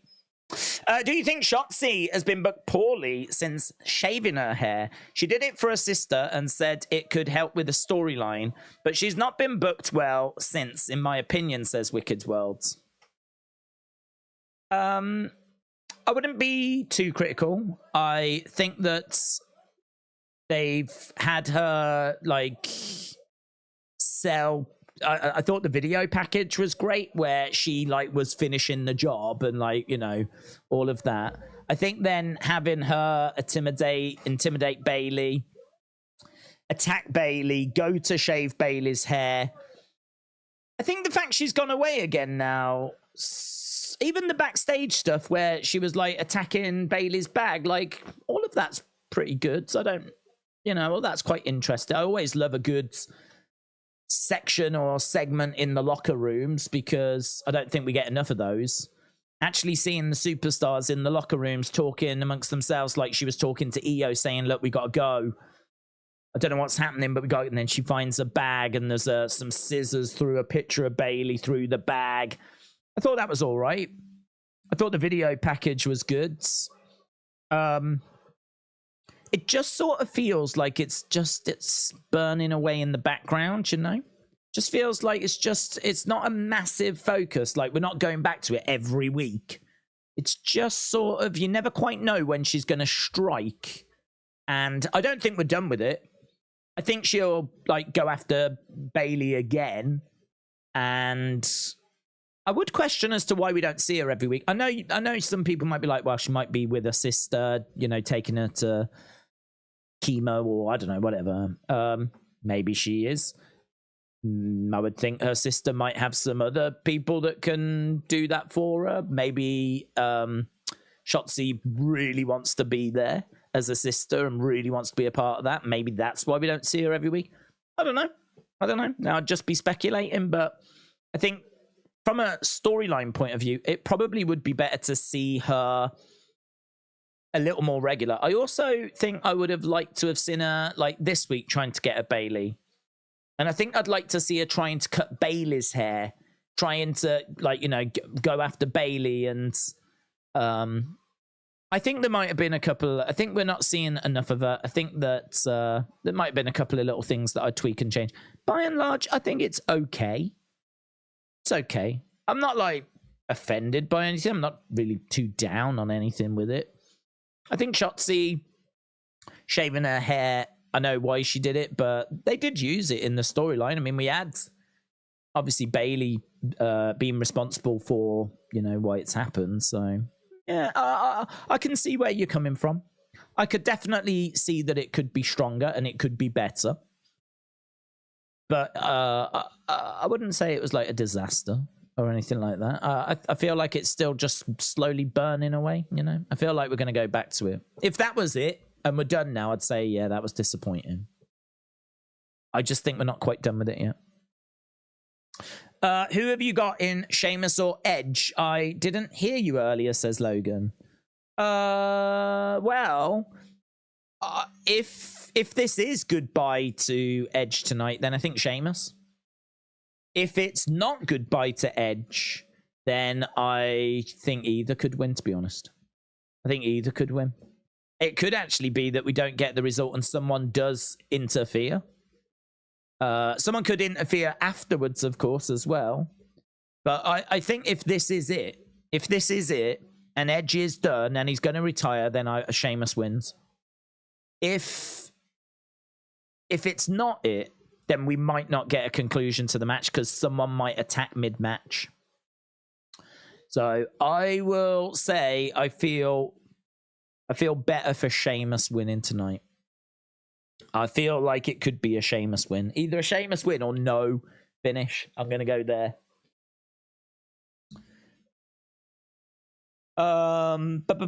Right, we're going back to the show. We've got 26 minutes to go.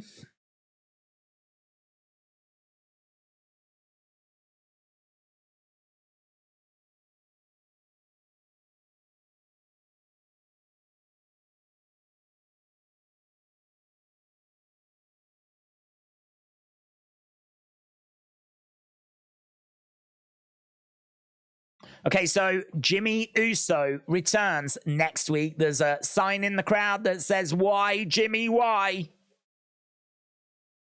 Do they know if that's true, by the way, or are they just going off what Heyman said? What if Heyman's got bad information and he's not coming back next week? What if Heyman's wrong? And they've created this graphic and they're going with Jimmy being back next week, but he's not. Right, Sheamus is in the ring. Main event time already. 25 minutes left in the show.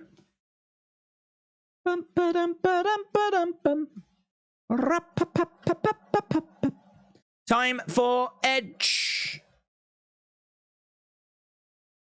You think you know me, don't you?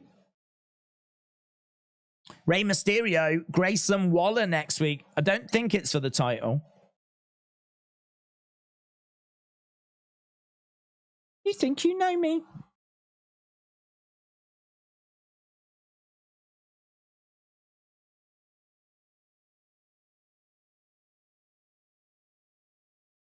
Here's Edge. He goes over to the fans. He's all kinds of fired up. Is this the final time that we get to enjoy an Edge match? They've been very coy about it.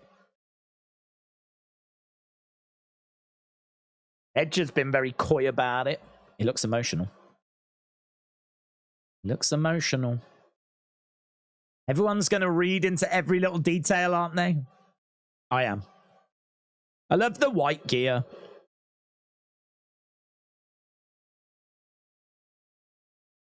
And his opponent. There's a thank you Edge sign.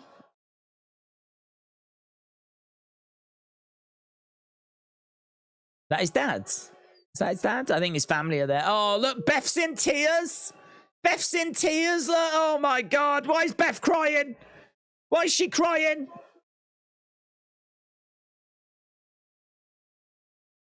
It's just another Edge match.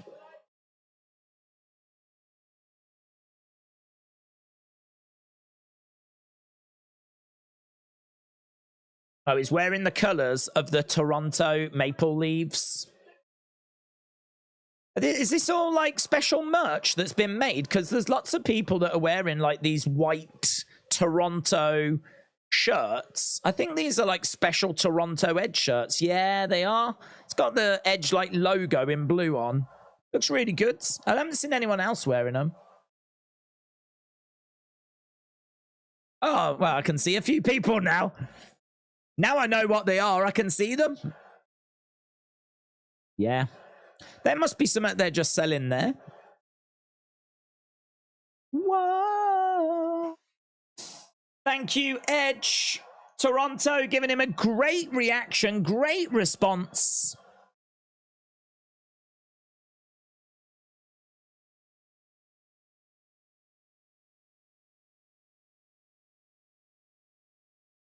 We've all heard the rumors. Tear the house down, Edge. We've all heard the rumors, says Michael Cole.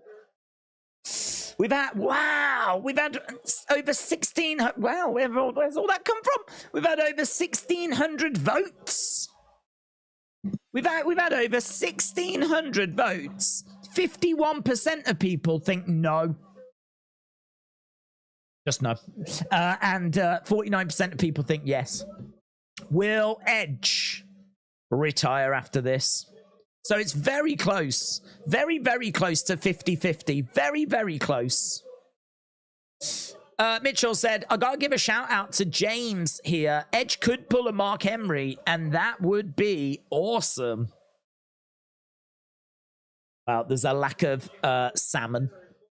There needs to be more salmon colors if we were going to be pulling Mark Henry. Imagine if he came out. Imagine if afterwards he puts on a salmon colored jacket.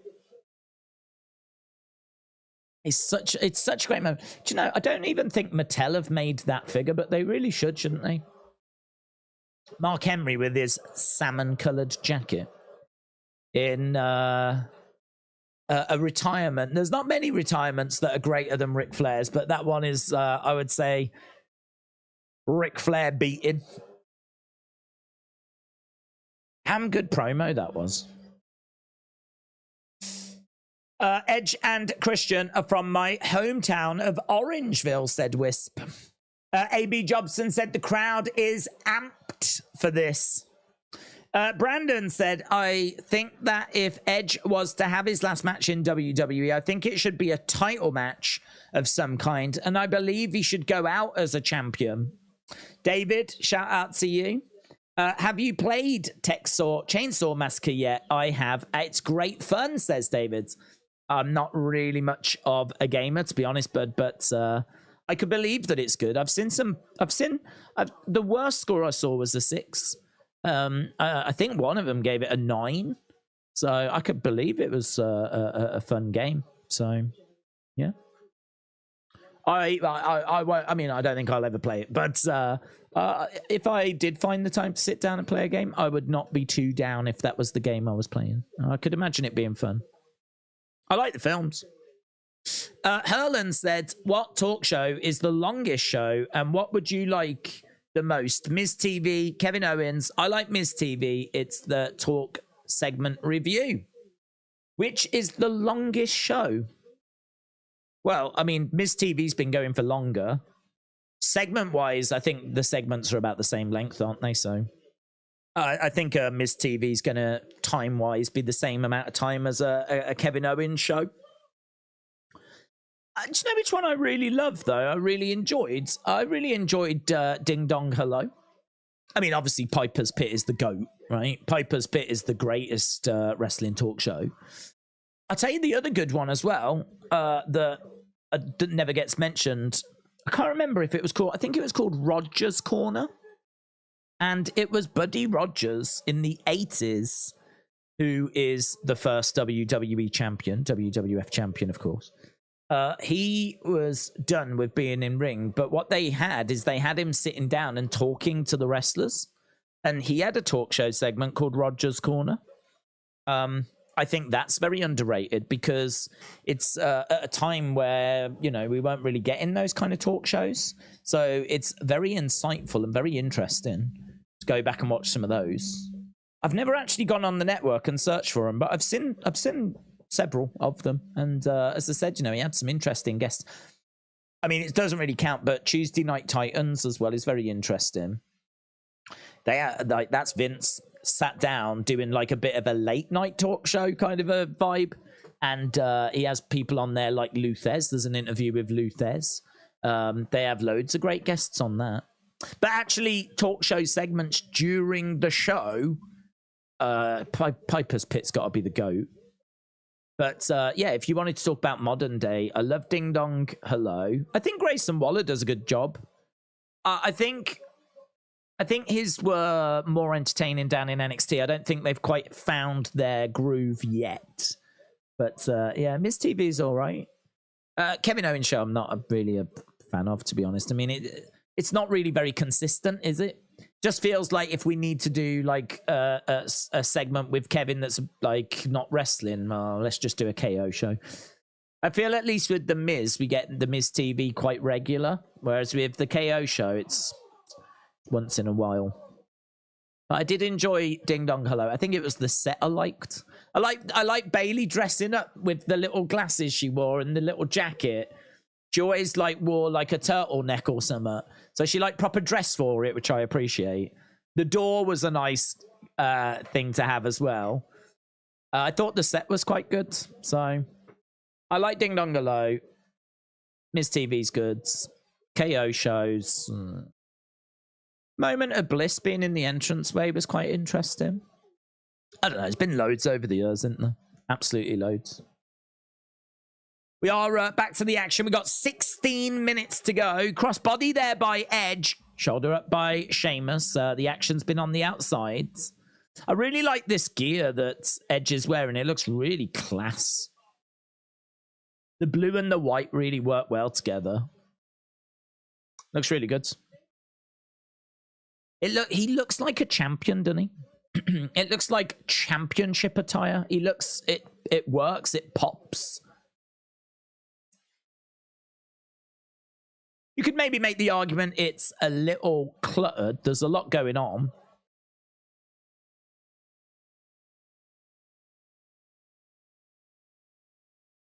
Charges over, gets picked up by Sheamus. Power slam. Do you think O'Malley beats Sterling? Are you doing UFC? I am doing UFC. The stream is set up. And do I think... I'm really torn on it. I'm really torn. I think there's definitely paths to victory for both. I think Aljamain does it, but I think it's really close. I think it's really close.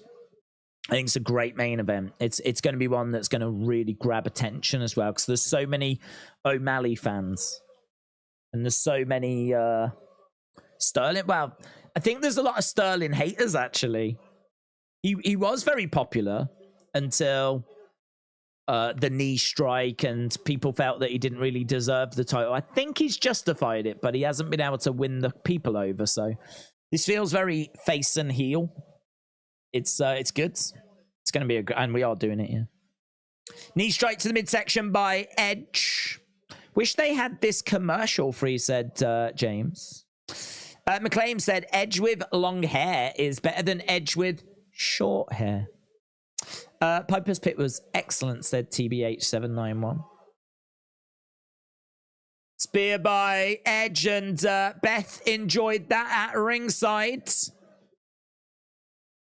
So, yeah, we've gone to another commercial break. Nick said, anyone else getting a Ric Flair, Shawn Michaels feel? Well, I agree with James that the... commercial breaks are a bit of a problem. I don't think that spear to the outside was very good. I mean, I saw it at the time and I didn't think it was very good. I just saw the replay. I didn't think it was very good. The Firefly Funhouse is the best, said Justin. Beth Phoenix got kidnapped. Jericho's talk show was always great. Cena showing up in the draft, says Mitchell. I love Edge's gear. It looks like looks like what? Pressure. Where's that comment? X Drive said he got a WrestleMania ticket. Shout out to you, buds. Where's the Edge's gear comment? I love Edge's gear. Oh, there it is. Carrie said, I love Edge's gear. It looks like prayer. Saw that Jews wear blue straps in circle on coats. Prayer. Sure. Don't get it. I don't understand. Is that it might be something sport related. I like Edge's gear as well. I think it pops and looks really good. James said nothing will beat Piper's Pit. I wonder if Edge genuinely doesn't know if this is his last match, said Russell Andy. Well, that's what he says. What he says. I don't know if he's telling the truth. But yeah, I don't know. He must have a feeling. I think he must. I think he must know. He must be leaning somewhere. I can't imagine he's lying there right now going, "Will I? Won't I?" He must know which way he's leaning at least. I've got a picture of Deke from Growing Up. I Hold Me Every Day. R.I.P. to the Hot Rods. I think Sheamus is going to turn on Edge, said Darren. It was all very lovey-dovey last week, wasn't it? I don't know. There's definitely a few ways it could go. There was even someone last week said they thought Butch might jump in and start beating up on Edge, and it could lead to Butch leaving, Brawling Brutes. It could lead to the return of Pete Dunne. Could lead to a feud. I mean, there's nothing suggesting we're going that way, but could it happen? Sure. I mean, yeah. Could Sheamus turn on him and start beating him up afterwards? Yep.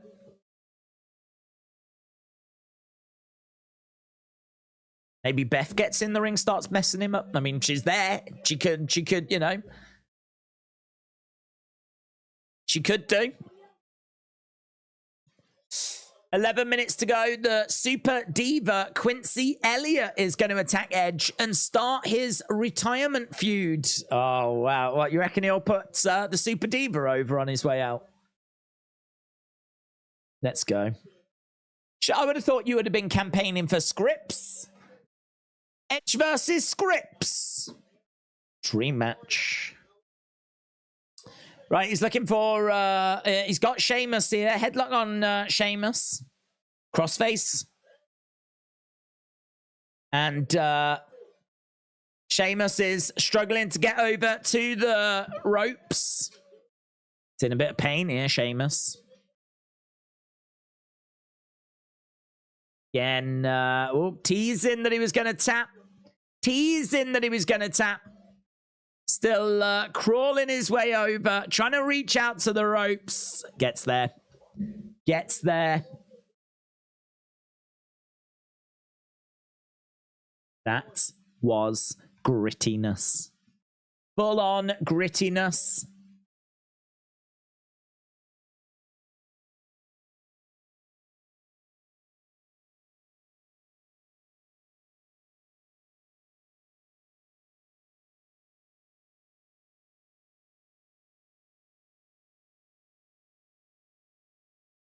Over 16,000.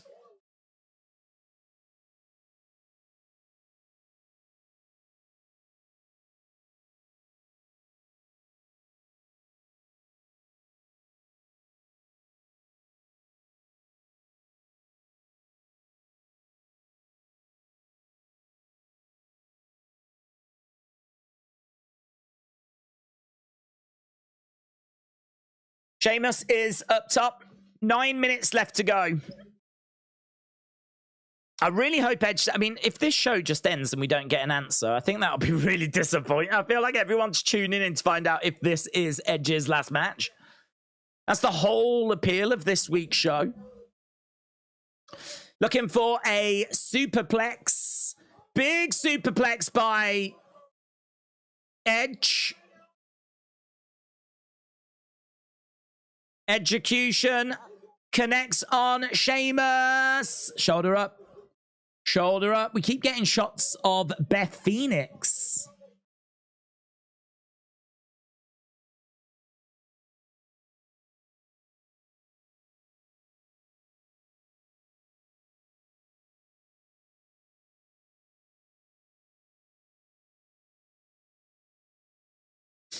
Do you think that Edge should go out as a world champion? I don't think he should go out as world champion. He could have the title and then lose it in his last match. But I'm not a fan of people like forfeiting belts because they've been unbeaten or whatever. Like, I'm a big believer in giving back to the industry. So, you know, I'm someone that believes Undertaker's streak should have been broken, and it was broken. And I'm a believer that like someone should beat Roman. Like, I don't think anyone's thinking that Roman should just forfeit the belt and go off into the sunset. Could you imagine that? It'd be awful. Like, someone should beat Roman.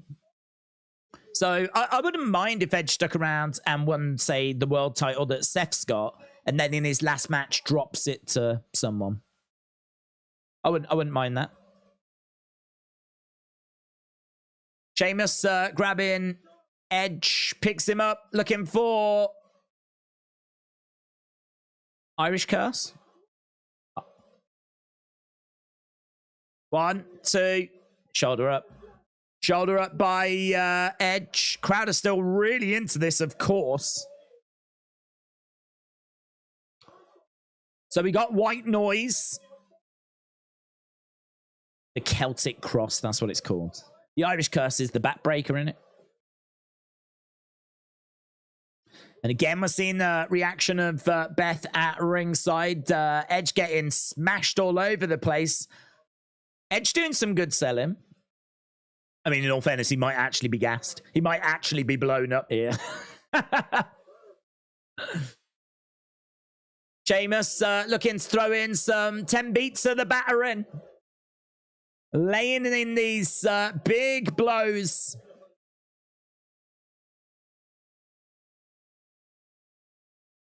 Right, look at that. Beth looks like she's about to cry.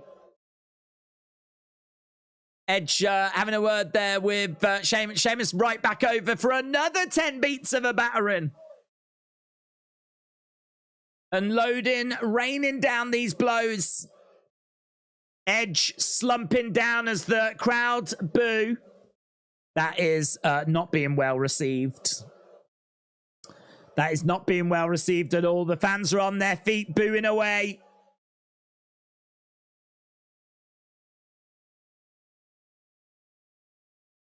I warned you. Slap coming back by Edge. Edge coming over. Big clothesline. Down goes Sheamus. Edge trying to get over. Digging deep. Good match. I mean, the crowd are really into this. As you would imagine, they're really making it. Booing Sheamus. Cheering Edge. Edge in the corner. Setting up for the spear. Charging over. Ah! E. And a brogue. 1, 2. Oh! Really close. Really close. I think, was that Beth? Someone was holding up a 2. It might have been his kids, actually. So, shoulder up. Beth's making it as well. The emotion on Beth's face, it's really adding to this. And people are on their feet. Sheamus charging over, looking for the brogue. Roll up by Edge. 1, 2. Kick out by Sheamus. Edge over. Spear by Edge. Spear. 1, 2. Ah, shoulder up. Shoulder up by Sheamus. This is good. This is good. Shame they've only got 4 more minutes, but this is really good. Jason said, do you think Butch should return to Pete Dunne? Definitely. Definitely. Can't see him getting to the top as Butch. I think Pete Dunne, the bruiserweight, like... Oh, spear! Spear by Edge again. 1, 2, 3. Edge wins. Edge wins. Well, that's going to please the Toronto fans. But what does it mean for his career?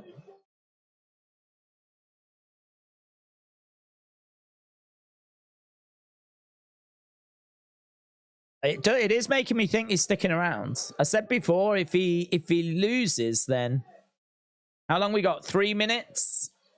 So Edge wins.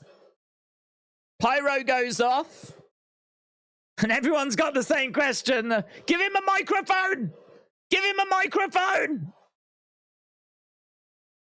He looks at his family. Oh my God! Don't you dare go off air! Don't you dare! Beth stands and applauds. Oh, don't you dare! He embraces Sheamus. Don't you dare!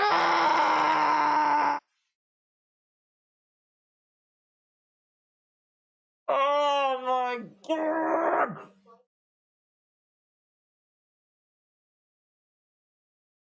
I mean, look, all I'll say, brilliant match. Really, really great match. Really great match. I would have just liked some sort of indication, but maybe he doesn't know. Maybe he doesn't know. That don't help us though, does it? If he don't know, how are we meant to know? Am I meant to be crying now? I don't know. Is that it? Is it over? What am I meant to do?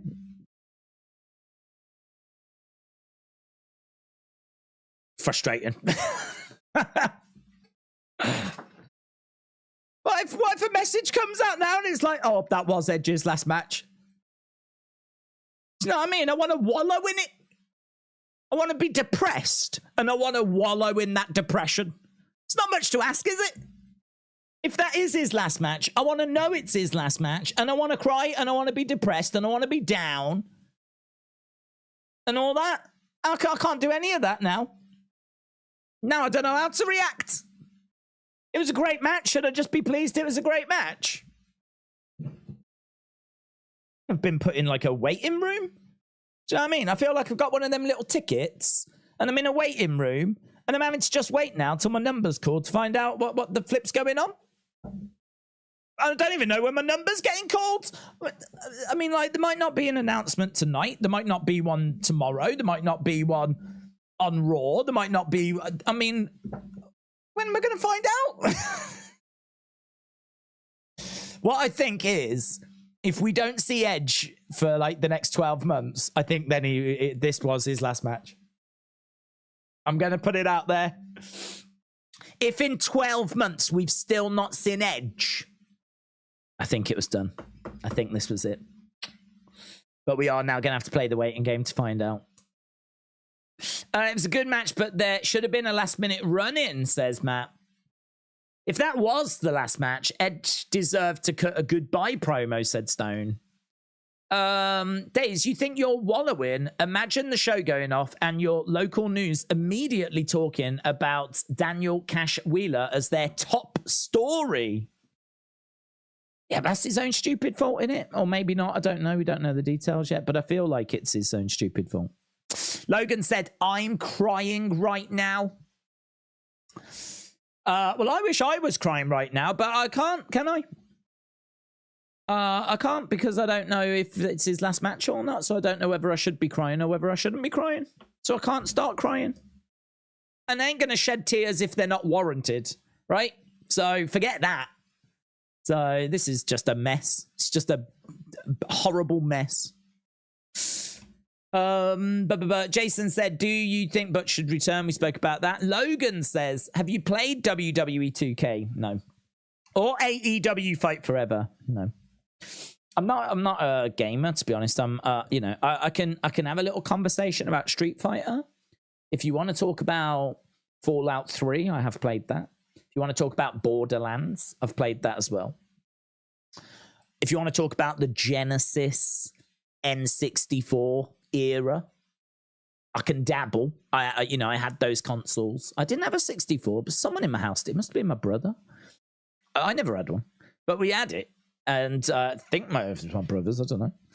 I've definitely played my fair share of GoldenEye. Let's put it that way. But no, you know, these modern games, do you know what I mean? They're too big. I feel like it's another job. It's too big of a commitment. Gone are the days where you can complete a game in like 6 hours. Like now, it's like a different. It's a life. You have to live a different life. You know what I mean? It's too much. Can't cope.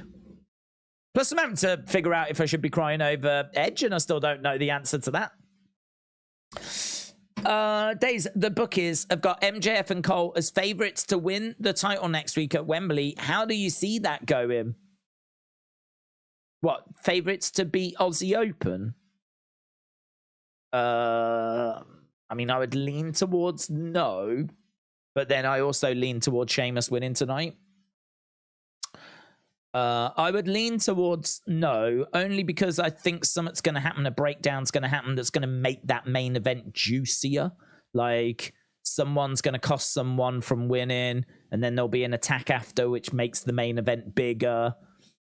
Don't know, if you put the titles on them and then they have to switch and then go up against each other, I think you could make that main event juicier. I think that main event needs to be really tasty and juicy. I don't know that it gets tastier and juicier if you make the two people that are going to fight each other the Ring of Honor tag champs together, you know?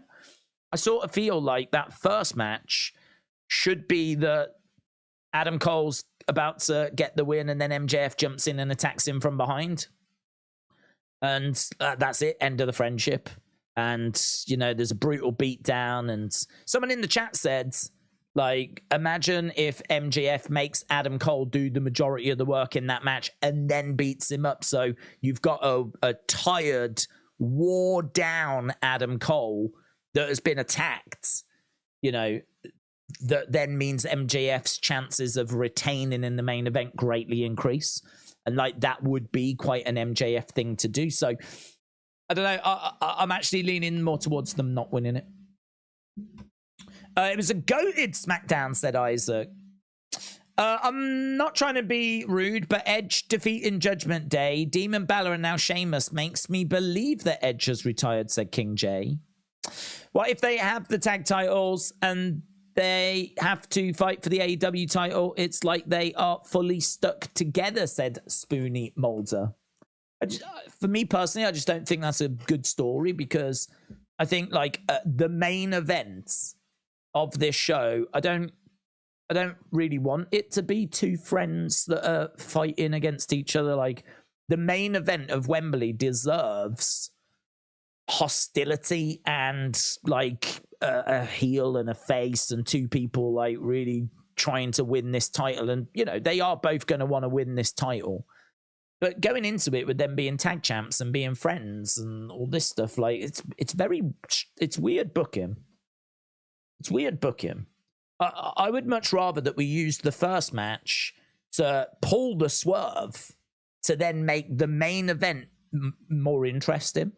Because, you know, Adam Cole now doesn't just want the title. He wants revenge. Adam Cole feels like he's just been embarrassed because he trusted MJF. He thought they were friends. He thought they were on the same page.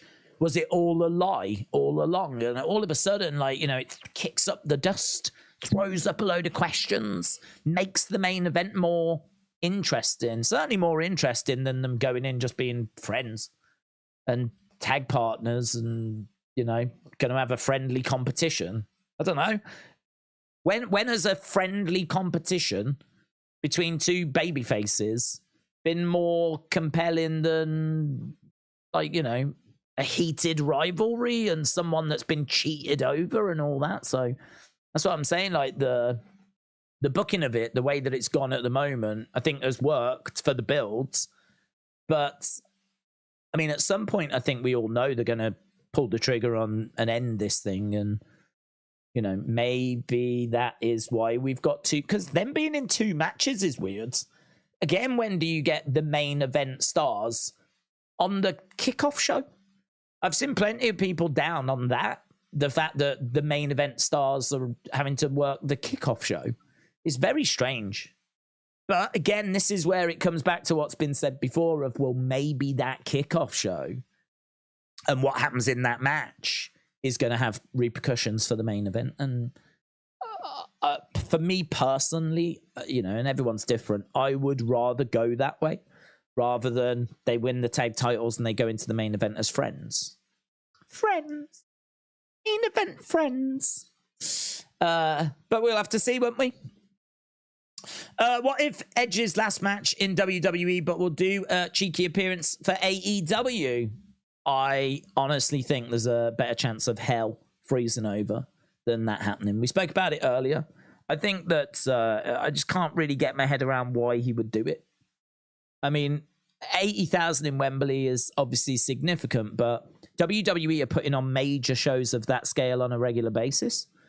I mean, WrestleMania is that level. SummerSlam was just 60 odd thousand. So we ain't struggling for big shows in WWE. So I don't think that's going to be a reason. I don't think it's going to be money, because I think WWE are going to be more than competitive with wages to ensure that Edge doesn't go.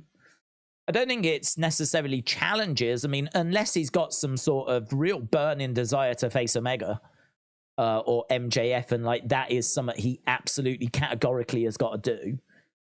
But I think that's quite disrespectful to WWE, to be honest. WWE, that, you know, Edge has never gone anywhere else, to my knowledge. Even when he was out injured, they brought him in to do the network. Edge and Christian, totally reeks of awesomeness show. He's always still been involved. I think he's got real close connections and relationships with people in WWE. I think to now leave and go and work for a major competitor is a real sticking your fingers up to, you know, everyone that works at WWE. I think I understand why you would do it if you are released.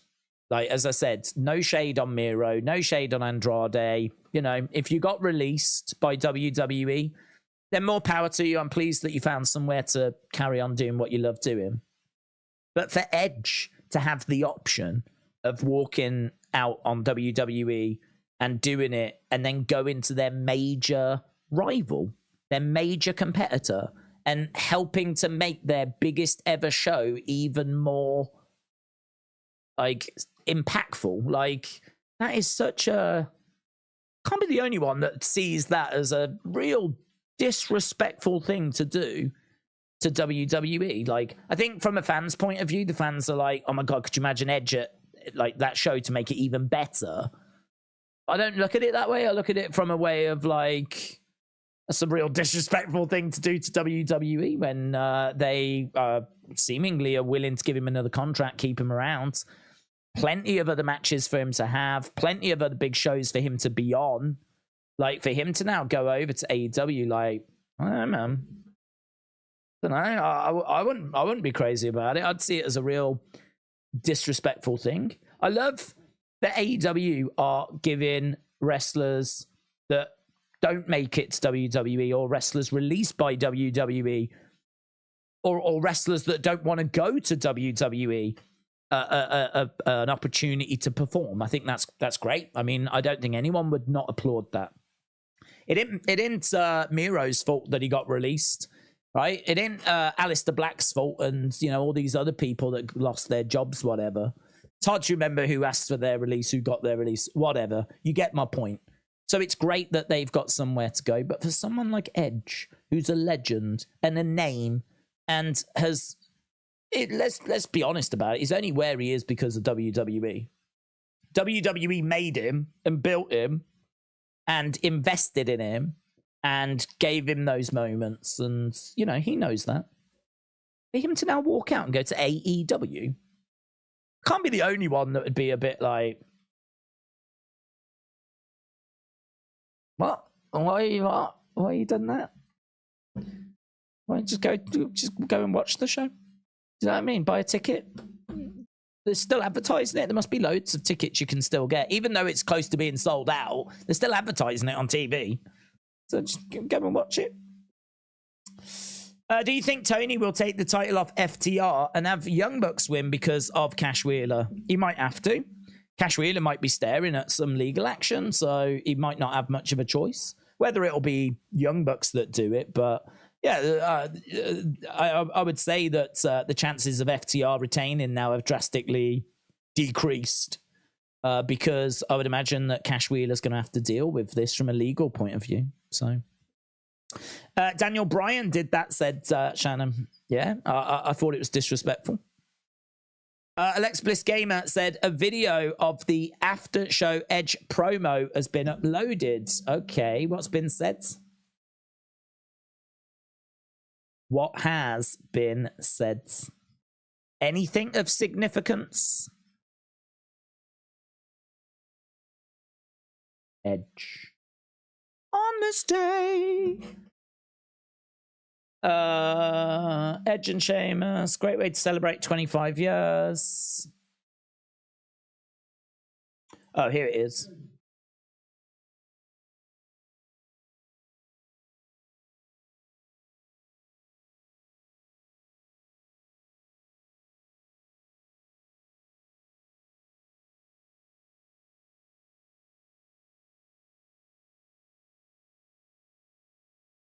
He said, this is going to be my last time in front of all of you.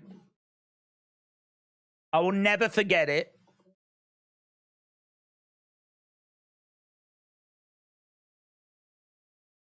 So he thanks the crowd. He basically said, like, this will be my last time in front of you guys.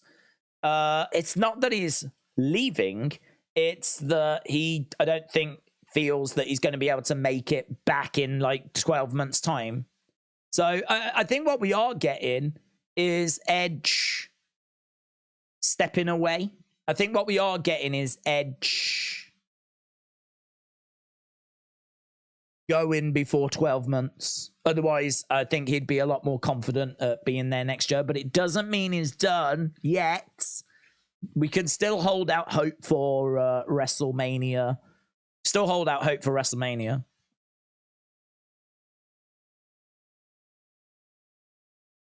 Michael Cole said, we'd heard the rumors online. If this is it, then tear the house down, Edge.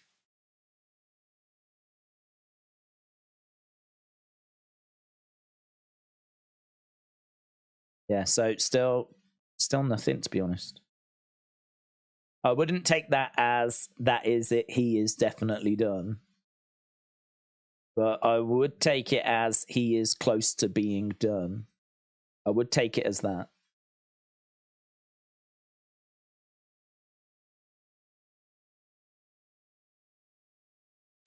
Right.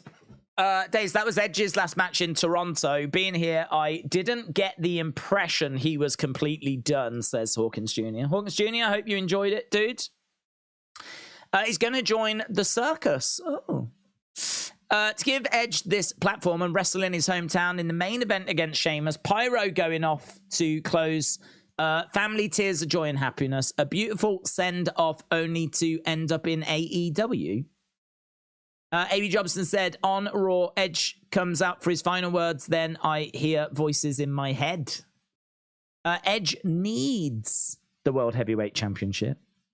Ledger Killer, shout out to you. Happy ending, says Mr. Quake. Happy ending. Aaron said, I think he is going to go to AEW. Okay. Q the Light Knight said, Edge wants to give it a few weeks and then test it. King J said, I've heard that Edge was offered a world title when he returned, but some said that it's the opposite, and Edge made sure he didn't get one. I don't know what to believe. I don't know either, buds. I mean, I think that he did want to come back and get one. I seem to recall him talking about going to try and get one when he returned, but that could have just been his character saying that. I wouldn't be surprised if they offered him one when he came back, to be honest. I mean, it's Edge, isn't it? I think that you would want to give him some when he was coming back. I mean, don't forget as well, he came back at the Royal Rumble in 2020. AEW was up and running by then. So I would imagine that they were like, come back. Yeah, we'll give you a world title. Yeah, we'll give you some dancing girls, whatever you want. Please come back. And he did. So, but I think Edge is someone that doesn't really worry about that. I think he's someone that just wants to enjoy the ride. I think certainly for this, he just wants to enjoy the ride. I don't think he's being motivated by championships. I don't think he's being motivated by that stuff.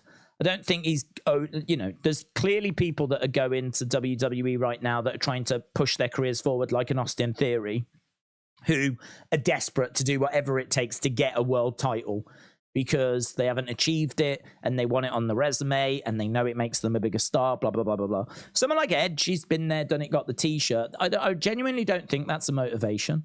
I think for him, he's going to just savor and enjoy something which he thought and felt had gone, and it hasn't gone. It's still here. He can still have it.